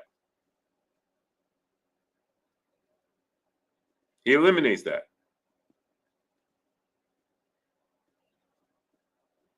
Yeah, that doesn't exist anymore. No. So like Shakur said, if you're not fighting, we know you're not fighting. It ain't because of the money. It's because you don't want to fight. Right. You simply don't want to fight. Everybody says third simple energy. What's up? The biggest complaint people have in boxing is the fighters don't get paid. The A side, B side, or I demand that I supposed to get this amount, X, Y, and Z. Well, guess what? Turkey is the perfect person because he eliminates all that conversation. Yeah, Malante Davis. I know people are going to bring that up. That's why I acknowledged it. And I said, well, I mean, you got what's going on with Shakur, but we don't know what's going on with Shakur, right? The reason why, or I don't know what's going on. You know what I mean? Personally, I think Turkey should stand by his word and do what he said he was going to do, bro. You know what I mean? If he promised this man a certain amount of money, he should. That should be what he does. But I'm going to say, historically speaking, outside the Shakur Stevenson situation, I've never heard nobody talk about the money they're getting from him or the promises that he's made. But I don't know. Nobody's perfect. Nobody's perfect. You know what I'm saying? So I don't know. I'm not here to make excuses. I think he should honor what he said with Shakur on the surface level looking in. Keeping in mind that I'm not aware of none of the moving parts in the background that I'm not privy to. So just calling it off the what we have just seen in front of us, right, Blue? Like what's available to us, pay that man. And I think that's it's not, it's deeper than that. There's a reason why that suddenly Turkey is like, you know what? I ain't invested in this fight. There's a reason. Yep. And like me and Clay just said, he likes to talk to everybody personally, right? Mm-hmm. All of a sudden, Shakur said that he sent his handlers and not him. Right. There's a reason. Yep. There's a reason. If suddenly Clay, he decided, yeah, man, I ain't whatever, man. I'm not. You know what I'm saying? Or send this to him, see if he take this, and then you know what I'm saying. It is what it is. Let's see what he do. You know what I'm saying? There's a reason he not even talking. Everybody has said that Turkey talks to you directly. 100%. Now, with Shakur, all of a sudden in this situation, he's sending people and not even talking to Shakur himself with a different number. There's something going wrong. Yeah, there's been an act, and you know that's like I said. That's why I said on the surface level, I'm gonna say give the man his money, but I promise you, wouldn't be shocked at all if something comes out in the wash about that. You feel me? Right. Wouldn't be shocked at all. It definitely comes across. There's something more to that story. Yeah. It could be WBC beef in Saudi, Noiville, who knows? It could be Oscar. It could be. I mean, if we're going to be honest about it, let's look at what's been happening outside of Virgil Ortiz. It's been complicated getting Oscar's fighters to fight. Schofield went and got sick. Zepeda ducked one time, or had a kid and didn't fight Shakur the first time, and then Shakur had to go ahead and fight Cordina, right? And then after that, he fought Tevin Farmer like a month after. Like all of a sudden, he's fighting. You know what I mean? He was dealing with an injury and he had his kid, but now he's fighting. He has a close fight with Tevin Farmer, and then all of a sudden he has to have the rematch now. Meanwhile, Shakur is waiting like, damn, I thought we were supposed to be fighting. Now you got the rematch with Tevin Farmer, and Oscar's always kind of like, now Oscar's kind of gone to war a little bit with Dana in the whole TKO thing, and he's doing these clapback Thursdays and, throwing shots at the whole entire TKO movement and what's going over there. You don't know what's going through his mind about the way that's developing. He might have feelings towards Oscar. Mm-hmm. He might not just want to do business with him like that. You know what I mean? All that nonsense. We don't know. Yeah, he got beef. DJ Shad, what's up? ETB, what's up, family? It's like he's not happy about something with the situation. He's having issue with WBC right now. Mm-hmm. It's something I think the fact that he sent him a lower offer and he ain't go talk to him on his own. Yeah. I'm a bit confused by that. Yeah, Eddie Hearn at a minimum should have an explanation for Shakur. and be able to be like, yo, this is what's going on, champ. Right. If he don't know what's going on, it makes me feel like Eddie's in the dark. Right. That's what I'm saying. It just seems to be more to this story than meets the eye. You know what I'm saying? Yeah, for surely Sean, he didn't fight Cordina because he had an injury, but he was supposed to fight Cordina. Right. You just being petty right now. Yeah, he didn't fight Cordina before Cordina. Who did. You know what's going to be the replacement fight because Zepeda wasn't going to do the fight, right? Am I wrong? Am I bugging? No, for surely. We're talking about Zepeda pulling out. Right. Zepeda didn't uphold his end of the bargain. Right. So a replacement ended up being Cordina. And another thing. No, I'm wrong. Cordina was the fight because Tank didn't make the fight. That was the fight that he was going to have his first fight on Matchroom on that first Cordina. card. Cordina. Mm-hmm. Right, but that wasn't involving Turkey though. That was just through Matchroom. Right. That was just through Matchroom. Pedro Diaz said, I just unfollowed Bivol. I don't think Bivol gives a damn. Bivol probably never had that much. I'm pretty sure. I'm pretty certain he could care less. I'm sure. I have a feeling like he don't. I'm pretty sure he didn't even notice that. Yeah. That's what's up, less. He could care less. But Bivol could care less. Like he probably isn't even. Yeah, bro. But I mean, look, man. See, this is why I say the irresponsibility. This is why I don't like when people that you have content creators pushing fake narratives because you it's irresponsible because you have people that don't know the actual truth, and then they're making it seem like, oh, this guy is ducking. You know what I'm saying? Right. And if you don't know, you don't know the backstory, the real reasoning, you would think that he's ducking. You know what I'm saying? And be like, yo, bro, man, this dude ducked Dave Benavidez, and you don't know. TV40, what's up?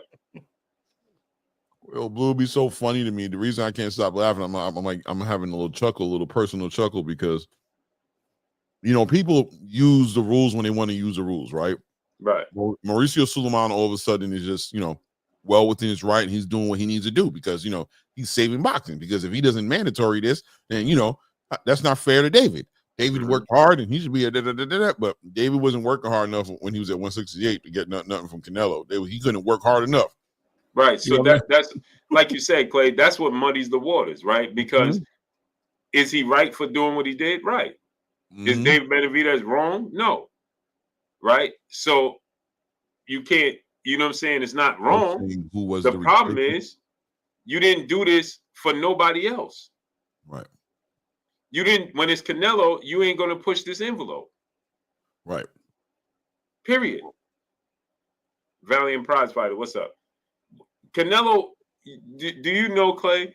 Canelo won the WBC belt a year after Beterbiev won it. No. So they both had the, huh? Yeah. No, I said no, but that makes sense. Right. So they both Canelo had the WBC belt for 5 years at 168. Right. And Benavidez didn't get his opportunity, and Canelo never got stripped. Right. Bivol had the belt less than 2 months, and he got stripped already. Yeah. Make it make sense. If you was the IBF, it'd make more sense. For surely Sean, let me just clarify, right? I'm not saying okay, forget about being petty. Let me explain it to you. What I'm saying to you is Shakur Stevenson was supposed to fight William Zepeda. I'll be right back. Okay. William Zepeda said, and his team said that the fight couldn't happen because William Zepeda was waiting on the birth of his child. Right? So they made the fight with Joe Cordina. That's what happened, right? And then what did William Zepeda do? He went and put together a fight with Tevin Farmer, right? And at the same time, we know that Joe Cordina never fought Shakur because Shakur had an injury during the training camp to prepare for that fight. Okay? Then Shakur comes out to go fight Floyd Schofield with Tevin. Right. When William Zepeda went and fought Tevin. Then Tevin and and William Zepeda had a very close fight that we all saw where Tevin put William Zepeda on his pockets.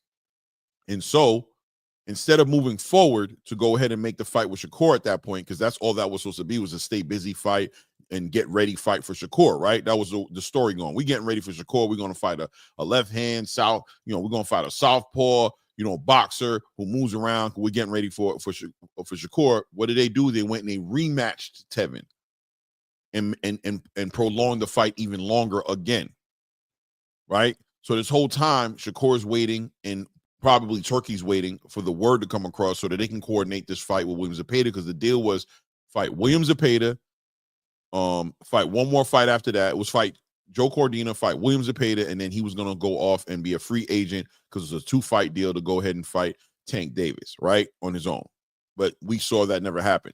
So the story I'm putting out there, or not the story, but the point I'm making is that it's been difficult to coordinate fights with Oscar De La Hoya's fighters with Turki Al-Sheikh outside of Virgil Ortiz. That's all I'm saying. Hope that makes sense. I don't know if that makes sense. I hope that answered the question for you for sure. Shakur should just fight Keyshawn here in Norfolk, Virginia. Yeah. That's not going to happen, the GOAT. Whatever happened with Joe? He just kind of got left. Joe Cordina just got left in the dark, right? Just kind of got left in the dark. We never know. Maybe him and Shakur might put a fight together, being that it seems like Shakur can't find any opportunities at 135 that make any sense. Maybe there's some money involved in that fight for him. Maybe Turkey might like that fight, or maybe Turkey might like him in a Mark Chamberlain fight, or, who knows, right? We don't know what's going on. For sure. I don't know what happened to Joe Cordina. He needs to get no fight. I personally would like to see Joe Cordina up in there with Mark Chamberlain, or maybe he might even a rematch with Josh Padley, or I don't know what's going on with Joe. Tanker Canelo, let me see. He got KO'd last fight, right? Yeah, he got stopped. Yeah, he lost that fight with Kakachi. I thought there was some other things in the background playing, moving around, that that late hit from Kakachi and things of that nature. But yeah, for all intent purposes, yeah, he got stopped. Let me see it, Bo. Tank or Canelo first to swag Paul retirement package? I don't know. That's a good question. I think it would be Tank, Bo. It would be Tank before it would be Canelo. 'Cause I think Canelo kind of has his path already kind of like, paved a little bit right now with that 5-fight deal he has with Turkey. I don't think him and Jake Paul should be bumping into each other no time soon. For sure, he said, I thought I was tripping. I don't know. Was you tripping? I don't know. Well, hopefully you're not tripping now if you was, right? Hopefully you're not tripping now. Paul versus Garcia. Winner gets Tank. Okay, Bo, you trying to make fights. I see you, Ball. Let me see. Well, Blue ain't here right now. He'll be here in a second, Alberto, but I'll pass the message on as soon as he gets on here. Kawhi Ill says, when David was on Canelo helmet for 3 years, they did nothing. But Suleiman mad Turkey because they didn't want to recognize the WBC and pull this. So it's not David, it's Soup Bowl face Suleiman. Ooh, okay, Clay, what's good? What's good, T-Bugs? What's good? Yeah, I think it's a combination of everybody, man. But, this is kind of what happens when fighters don't boss up. And you got to ask yourself how tied is David Benavidez's hands? Because, guys, we got to recognize that David Benavidez already did interviews where he spoke on the Dimitri Bivol Artur Beterbiev fight. And he understood going into that whole entire situation, he was expecting a trilogy. He expected Bivol to win. He favored him to win. He felt like Bivol won the first time, and he expected a trilogy. And he seemed to be okay with that, right? He said, I expect that, and they should be allowed to, if Artur Beterbiev loses this one, he should get an opportunity to get a rematch. He spoke on these things. When he went to Saudi Arabia, he was aware that that's probably what was going to happen. He also said in the interview that, he thought the Caleb Smith fight would be a great fight, and he would love to fight Caleb Smith. Things changed, guys. Somewhere in that Saudi Arabia trip, something happened. Something changed. And in the midst of that change, what ended up happening is David Benavidez flying home early. and Turkey basically being left with the fact of you need to negotiate with Al Heyman in order to make that fight happen with me. Turkey put out the statement on that interview on that card and said, Al Heyman, let's do business together. I want to put David Benavidez into something. He never got a response probably back from Al Heyman, and if he did, maybe it was a negative response. But ultimately, what did we see? We saw Mauricio Sulaiman activate a mandatory for Dimitri Bivol to defend his WBC title against David Benavidez. And of course, on the back end of Turkey Al-Sheikh coordinating with Dana White and Nick Khan to go ahead and form TKO and, quote unquote, take over boxing. And obviously we saw also what Canelo Alvarez did with the WBC title. And, one might say Turkey, if you really watch the video, kind of look like Turkey said no problem. But at the end of the day, the story is that Turkey told Canelo not to show the WBC title, and ever since then, Mauricio Sulaiman has held disdain for Turkey, and it looks like he's being petty right now just to sabotage trilogy with the undisputed titles, right? It is what it is. Everything boxing was good. Keyshawn says, no, this is what happens when the sanctioning bodies move accordingly to who the fighter is and pick and choose when to abide by their rules. 100% ETB. 100% family.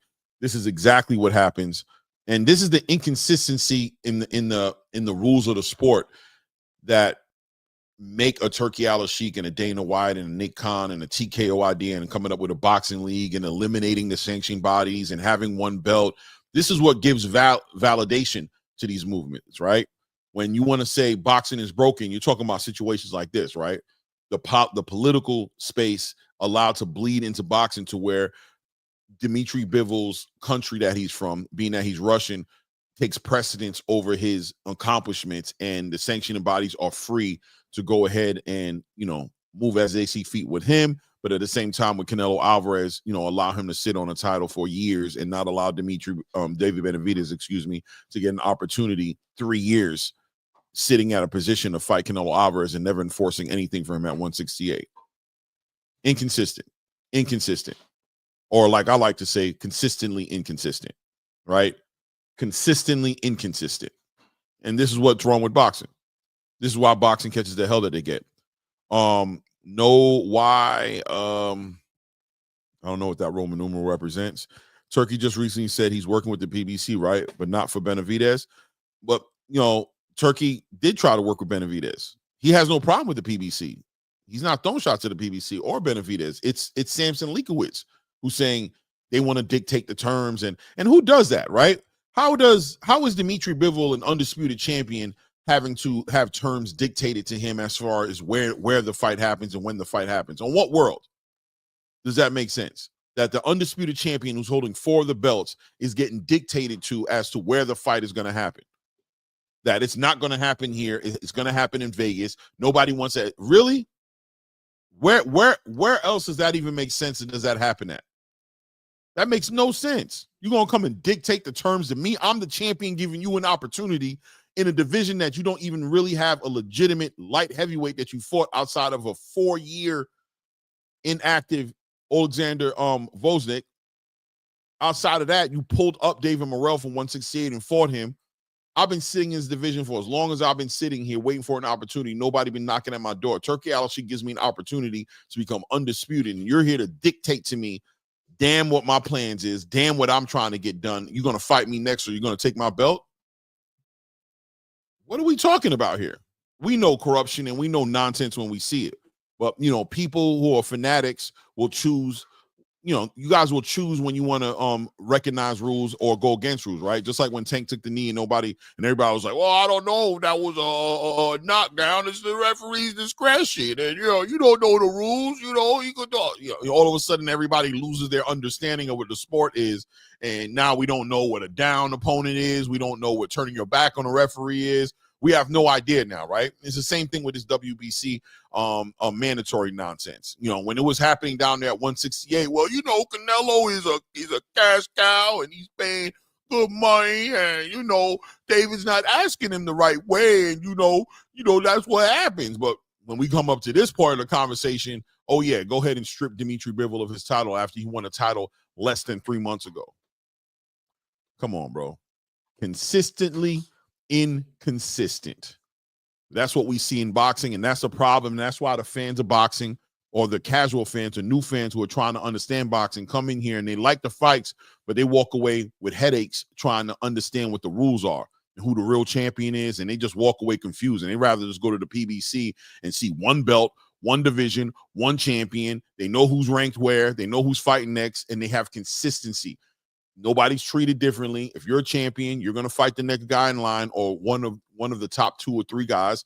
Nobody's getting ducked. The best are fighting the best, and it's just consistent to the point where you might be bored a little bit because it's like you already know what's going to happen. But in boxing, it's scattered all over the place. Nothing ever makes sense. Nothing is ever moving the right way. You've got Floyd Schofield Jr., who's number 1 in the WBA, but he's done nothing to earn a fight with Tank Davis.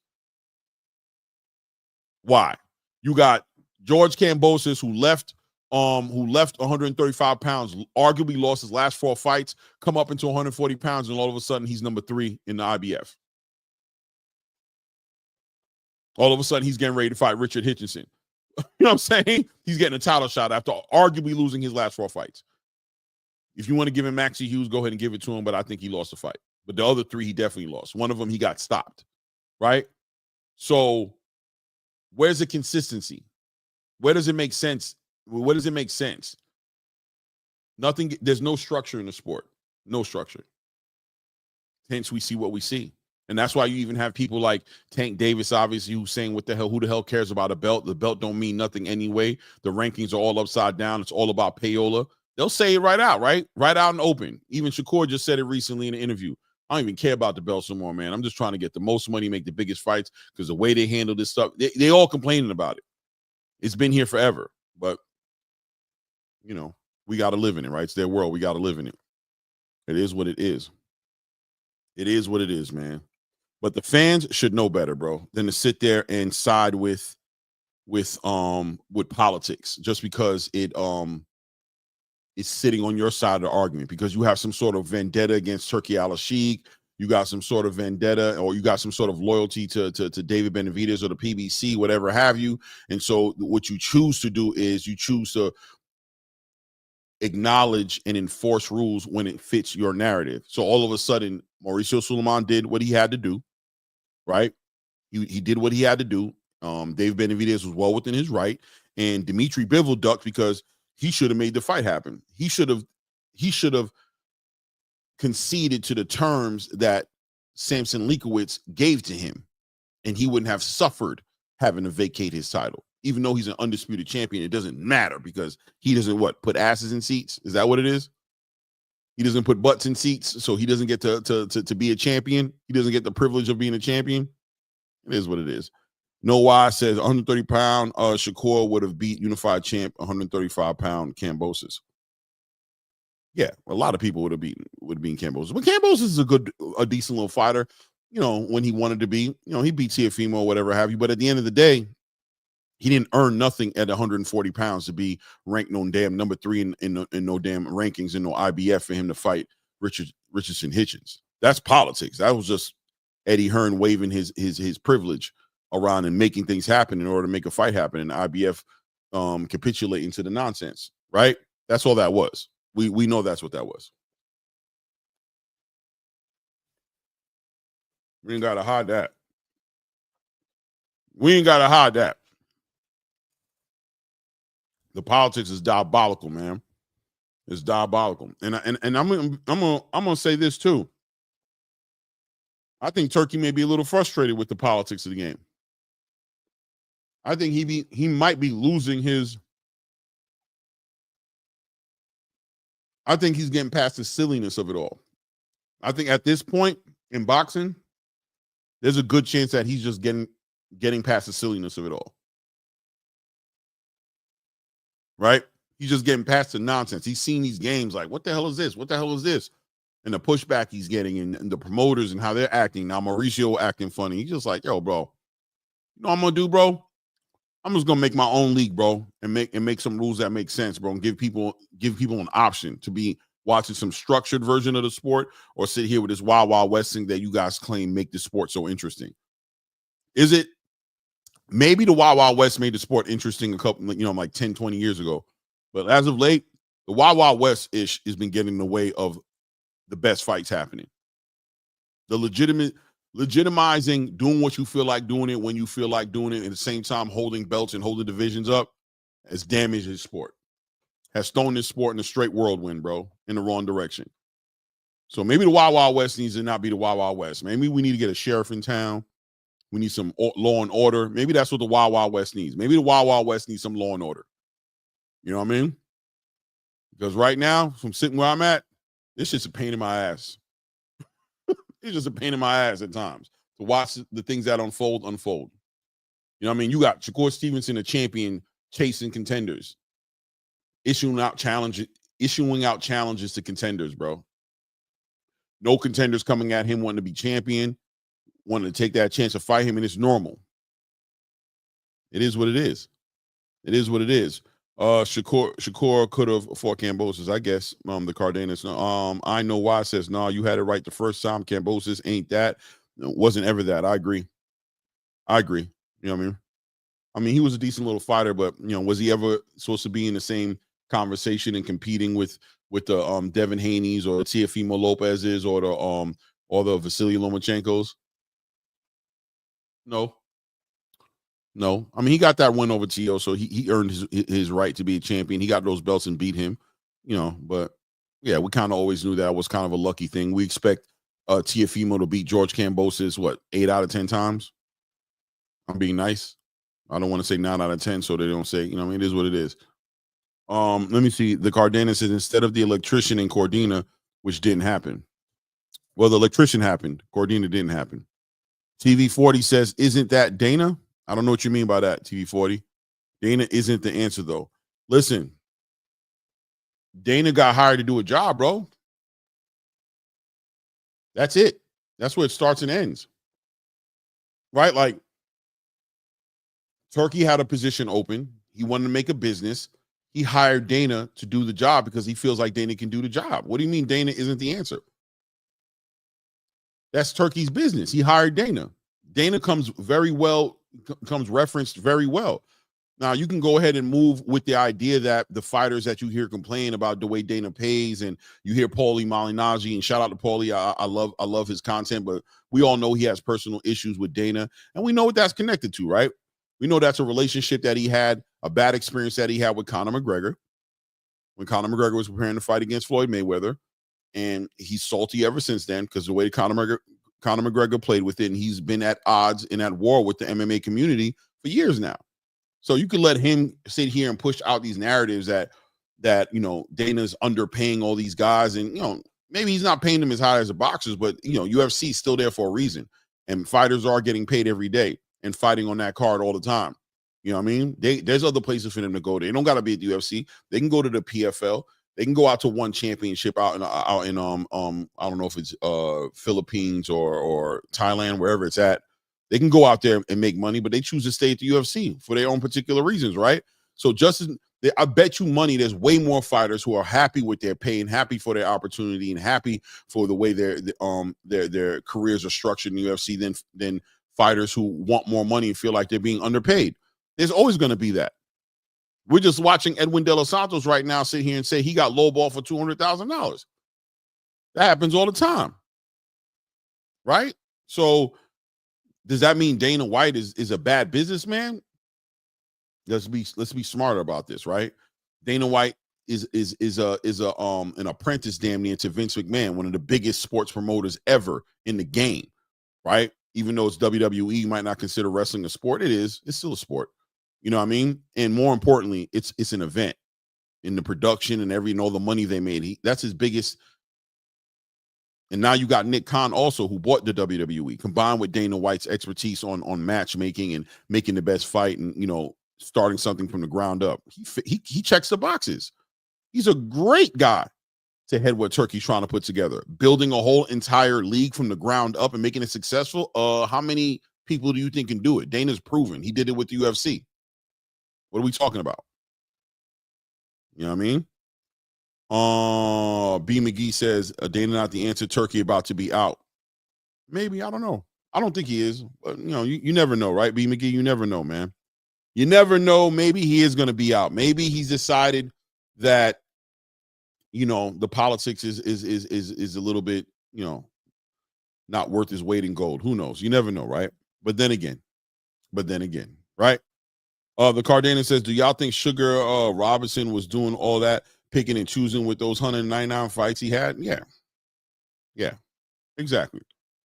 But that's when it was a Wild Wild West. But I guess, I saw Rolly Romero do an interview the other day where Rolly says that maybe boxing does need the change, right? Maybe fighters need to get paid less, right? Salute to 504 to talk of YouTube. What's good, family? Maybe boxers need to be paid less, right? That's what Rolly said, right? And I'm not here to count their pockets, right? I want them to make as much money as they can. But when you look at the arrogance and the lack of willingness for these fighters to fight each other and make the biggest fights, you got to kind of figure out what's enabling that, what's fueling that movement. You know what I mean? What fueled Jamel Charlo to just walk away from boxing, being an undisputed champion at 154, and just allow every single one of his belts to be stripped from him, and we haven't heard from him since. Not even a social media middle finger to the world, right? Why? I'm sure it had nothing to do with that, with the $10+ million he made fighting Canelo Alvarez, right? I don't know. Yeah. Right? I mean, there's a balance. I don't want to say, we paying these fighters too much. That's not my business to really count a fighter's pockets like that. But at the end of the day, I mean, how motivated do you think a fighter's going to be when he's, look at Tank Davis. And that's why I have respect for Tank Davis in many ways, because he'll communicate and say, I've been doing this too long, bro. I don't want to do this no more. I've been doing this ever since I was 7, 8 years old, bro. Now I'm ready to make my money and get up out of here, bro. I don't care about what expectations you have for me. This is not what, if I could, I would have been out of here a long time ago. He ready to go. He came to handle his assignment, do what he came to do, which was get money and leave. You don't want to box longer than he has to box. When you paying these fighters, tens and twenties of millions of dollars at a time for a fight, then how long do you think you have them in the sport? And what's the likeliness of them fighting these hard competitive fights that you want to see them fight? What's the likeliness of that happening? Only the real warriors are going to test themselves like that. So I don't want to say pay him less, but it's unfortunate, right? Because it's like a catch-22. You know what I'm saying, Clay? Mm-hmm. Because it's like we want them to get paid, right? But in the same token, we want them to have some sort of loyalty to the fans, right?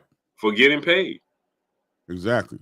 You know what I'm saying? Exactly. Rolly said that. That's what he said. He said, I'm for the fighters being paid 100%, but he said not being overpaid. And he told you the reason why. And that was Rolly, who's a fighter. He said the reason why, not to cut you off, Blue, my bad. I'm saying, just saying that, he said these dudes is lazy as hell. And if they don't have nothing to fight for, if they don't have a certain prize, a carrot on a stick of some sort, unfortunately, they won't fight. Yeah.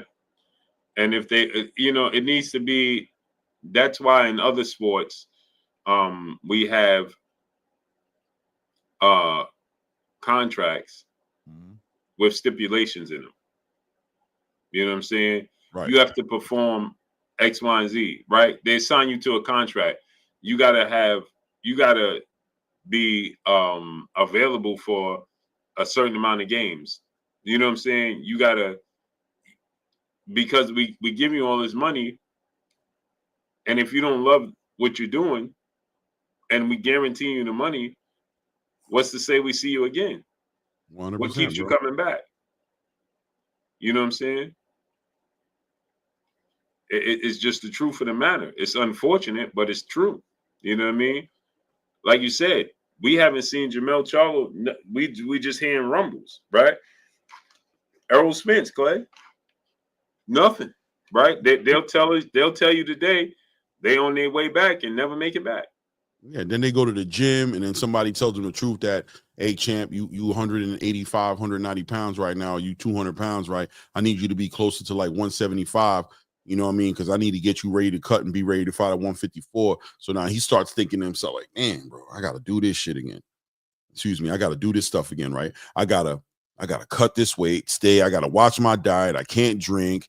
I can't chill like I want to. I got to get 8 hours of sleep every night. I got to be at the gym at 5 in the morning. I got to run 5+ miles a day. Then that sigh comes, right? The sigh. And all of a sudden, December becomes May. then May becomes July, then July becomes, you know what I'm saying? Right. It's like you start pushing it off. You don't want to do it because you're sitting on a ranch with about 10 horses, each one of them worth north of 40,000 a piece. You sitting on about 250 acres. You watching your kids play in the backyard. You watching your beautiful woman and looking at her and trying to make up your mind if you're gonna knock her up or not. Because you know, I mean, you know what? Right. I could see another. You're thinking about all the great things in life, and here comes this trainer trying to tell you that you need to be a savage again, bro. Right. Like, bro, I hear you, man. I'm gonna be there, bro. I'm gonna meet you tomorrow. Then the trainer hits you up the next day. Yo, Blue, what happened, bro? I thought you was coming to the gym, man. We was ready for you. Man, yeah, man. Man, I had to drive my kid to school, man. But look, I'm gonna definitely be there in the morning.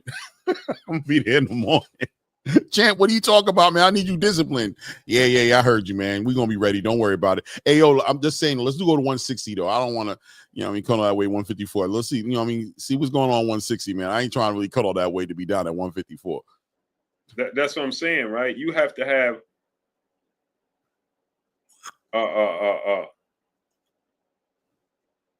you have to have a certain kind of mindset. Mm-hmm. That's why Floyd is so admired. Right. Right? It's because it's like, bro, you got $1 billion. You got mansions in New York, Vegas, Florida, California. You got 30 cars in every city. Right. Different colors. You walk around with 10 different beautiful women, literally. Right. And you're not smoking, you're not drinking. Essentially, most people look at it, you ain't enjoying the fruits of your labor. Right. And you deciding your definition of fun is to get up and run 5 miles. Right. Right? That's why he gets looked at the way he gets looked at, and he's viewed the way he's viewed. But in the same token, right, it's like that's what makes them great. 100%. 100%, Blue. You ever listen to that story, Clay? Michael Jordan, this dude told on Michael Jordan. He said, this is crazy, right? He said that Michael Jordan had worked out in the morning, had worked out twice in the day, right? Then he said that they went and played, and I don't golf, so, but he said like 30 to 50 rounds of golf or whatever, right? And he said that they was drinking beers. He played for the hockey team for Chicago. Mm-hmm. He's a hockey player, professional hockey player. And the Blackhawks, right? That's what they call it, Blackhawks or whatever. So he says, Clay, that he didn't even realize the Bulls had a game that night. That day, they playing golf and drinking beers. And he says that he had beat Michael Jordan. And then he said that Michael Jordan was like, hey, run in the back. And he said it hit him, and he was like, wait, didn't you say you got a game tonight? And he said, yeah, but I need to get my win back. Mm-hmm. Mm-hmm. He said, well, you were knocking back. He said, we knocked back 2 6-pack of beers. He was drinking cigars. He was smoking cigars. Mm-hmm. And we played all these rounds of golf in the sun. Right. And he says, you got to get ready for the game. He said, oh, don't worry. I'm going to score 50. And he said, you going to do what? He said, I'm going to score 50. He said, man, after watching you drink all these beers, smoke cigars, play in the sun, and I know you worked out twice today, you're depleted. You crazy. He said Michael Jordan bet him like thousands of dollars. I'll score 50 if you run this game back. They ran it back, the golf, the holes, however many holes it was. Jordan won. He said that night Jordan had 50 at halftime. Boom. That's drive. Ooh, that's drive. It's a different type of mindset. Yeah. They sick, Clay. They sick. To us, it's a good sickness, right? it's good what's happening in sports, but in their life, you normally hear about how they're just, low tolerance and how they're kind of hard to deal with because everything has to move a certain way. Everything because they're so structured, it becomes toxic to live with them. But on that court, if you're trying to win games, that's who you want on your team. Is that obsessed ass dude like Kobe used to do, right? He's shooting in the gym while everybody at the club. He's shooting 500 shots. You know what I'm saying, trying to get that shot to be water. Right. You know what I'm saying, for the game. You wonder how he scores 80 points. How he scores 80 points one night in the game, and be like, "Yo, that's crazy." Is it? For him, it ain't crazy because he's shooting 500 shots, right, while you sleeping. Right. He's in the gym doing what you won't do. And that's the thing, right, Clay? That's a sickness that they have. That it's not about the money. It's a different type of drive that they have. They sick, Clay. Yeah. You know what I'm saying? And if you don't have that type of sickness, you ain't gonna, you know what I'm saying? You're gonna enjoy the fruits of your labor. And you ain't gonna, you know what I'm saying? You're gonna do like these fighters do right now. They take all this time off, they don't show up because they ain't got that sickness. They don't have it. You know what I'm saying? So therefore, back to topic is that's why you have certain stipulations in the contract, because if you don't, they won't show up because everybody don't have that mindset. You didn't need that for Michael Jordan. He didn't need that. You know why, Clay? He gonna show up regardless. Right. You, like you said with Kobe Bryant, you ain't need that for Kobe Bryant because he gonna show up regardless. That's it. That's what makes the space nervous about a Jamal Charlo fighting, doing a 2-fight deal to go fight, Thomas Lamana, but then also counting on him to fight Caleb Plant later. Well, how much y'all paying him? Because if you pay him too much money, he probably ain't gonna fight that Caleb Plant fight later. You feel me? Unless it's even bigger bag of money.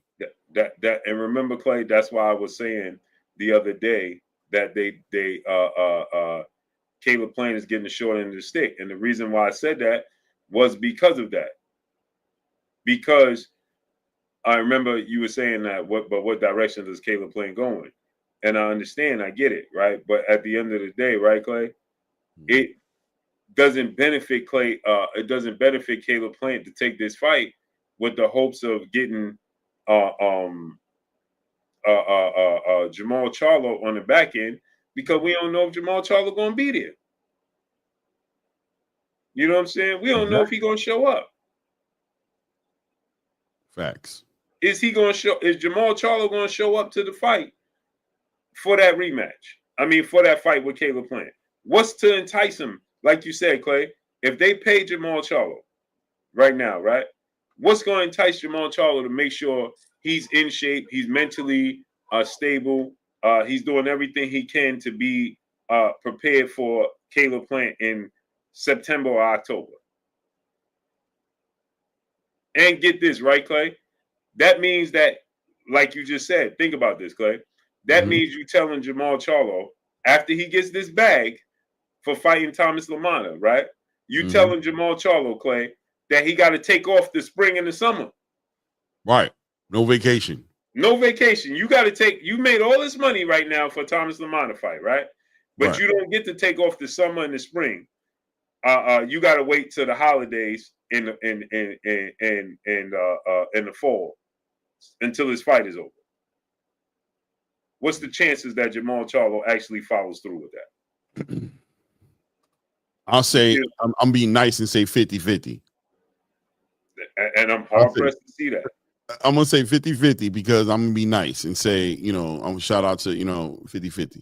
But I definitely can't say over 50, man, because it ain't nothing for him. He's shown in the past, at least, that ain't nothing to be done with it.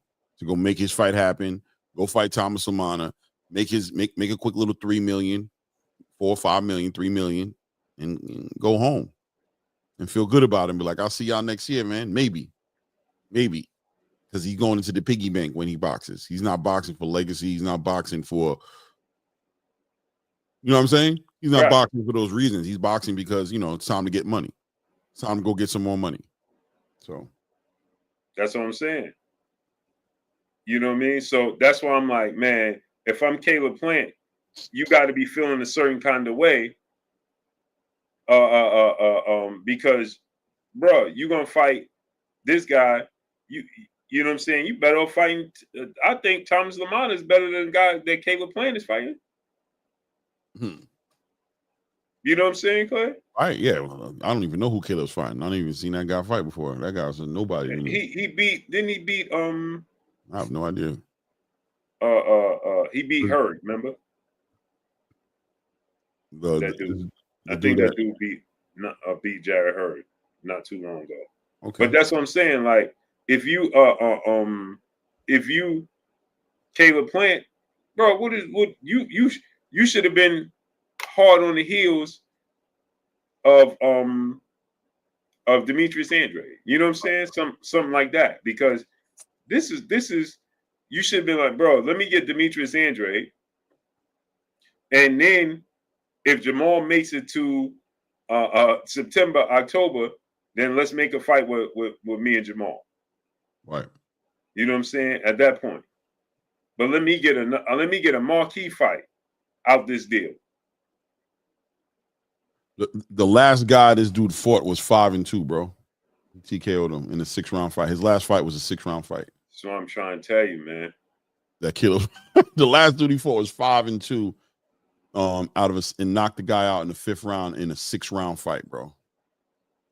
Matter of fact, this guy has never fought a 12-round fight before. So I'm trying to say, like, he's never fought a 12-round fight. This guy, Jose Armando Resendez, has never even fought a 12-round fight. And now Caleb Plant is wasting his time. Yeah, bro. This is Caleb getting paid money and finding somebody who's going to take little money. I bet you this dude is making $150,000, $100,000 for this fight. That's what I'm saying, Clay. So you Caleb Plant, you wasting your time, bro. Yep. Wasting your time. I don't know. You're making money. Is Caleb Plant a prize fighter now? Is he no longer a fighter who's fighting for legacy? Is he no longer I think Caleb Plant. I don't think so. I think Caleb Plant is fighting for legacy. Really? And he's fighting this dude? Yeah, because I think they just selling him this fight. He wanted Belinga, remember? He couldn't get Belinga. And Jamal, I guess Jamal ain't ready to fight Caleb Plant. Why didn't he fight Elijah Garcia? You know what I mean? Why didn't he fight I don't know. Why he pull somebody up and fight? I don't know. I think that's more a PBC thing than, you know what I'm saying? Elijah's PBC. I mean, he fights at 160 though, so Elijah's a middleweight. But I mean, yeah, that's why I said he should have pushed for like Demetrius Andrade. Or Demetrius Andrade, exactly. Yeah, that should have been a fight he should have pushed for. Like, yo, bro, I'm wasting time. I'm wasting years. You know what I'm saying? Give me, you know what I'm saying? Demetrius Andrade while I wait for Jamal. That way, bro, if I don't get Jamal in September, I could push for Belinga. You know what I'm saying? Like, but this ain't it. No. This ain't it. But let's get on out of here, Clay, man. 9 o'clock. Do me a favor, people.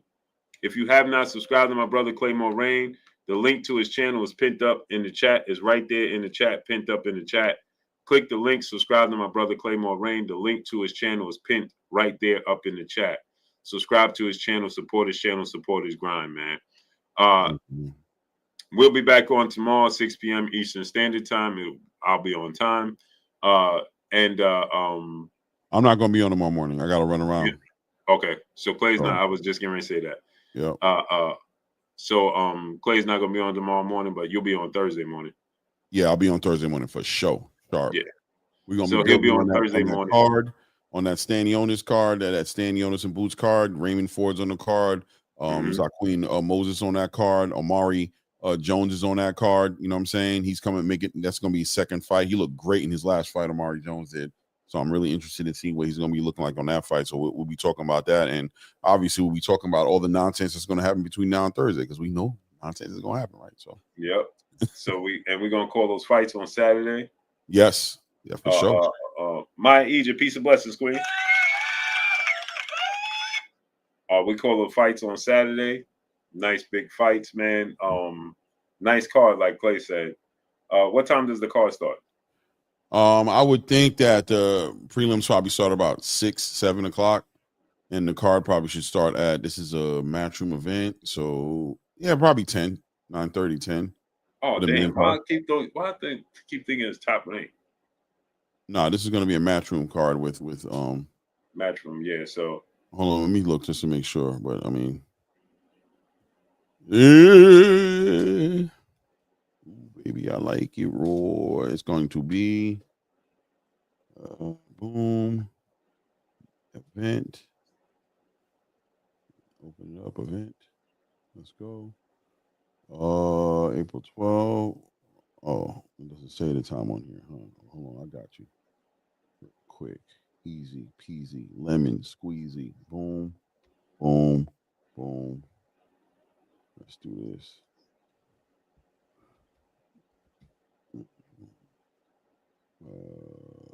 Boxing. Open that up. Right on the front page. Of course, I got the theatrics. It's going to be a good card. 100%. It's going to be at event.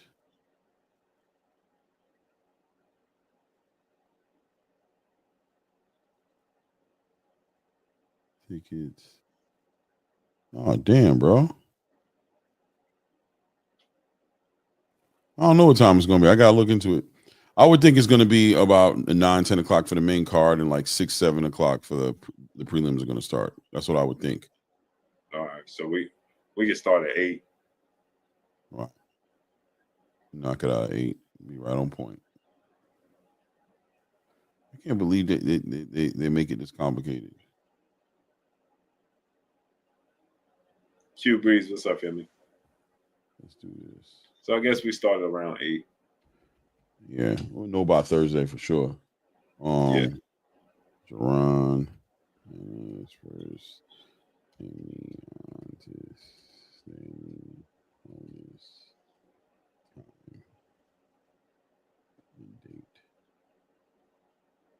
Yeah, it'll be doors open at 4:30 p.m. Broadcast goes live at 8 p.m. The headline ring walks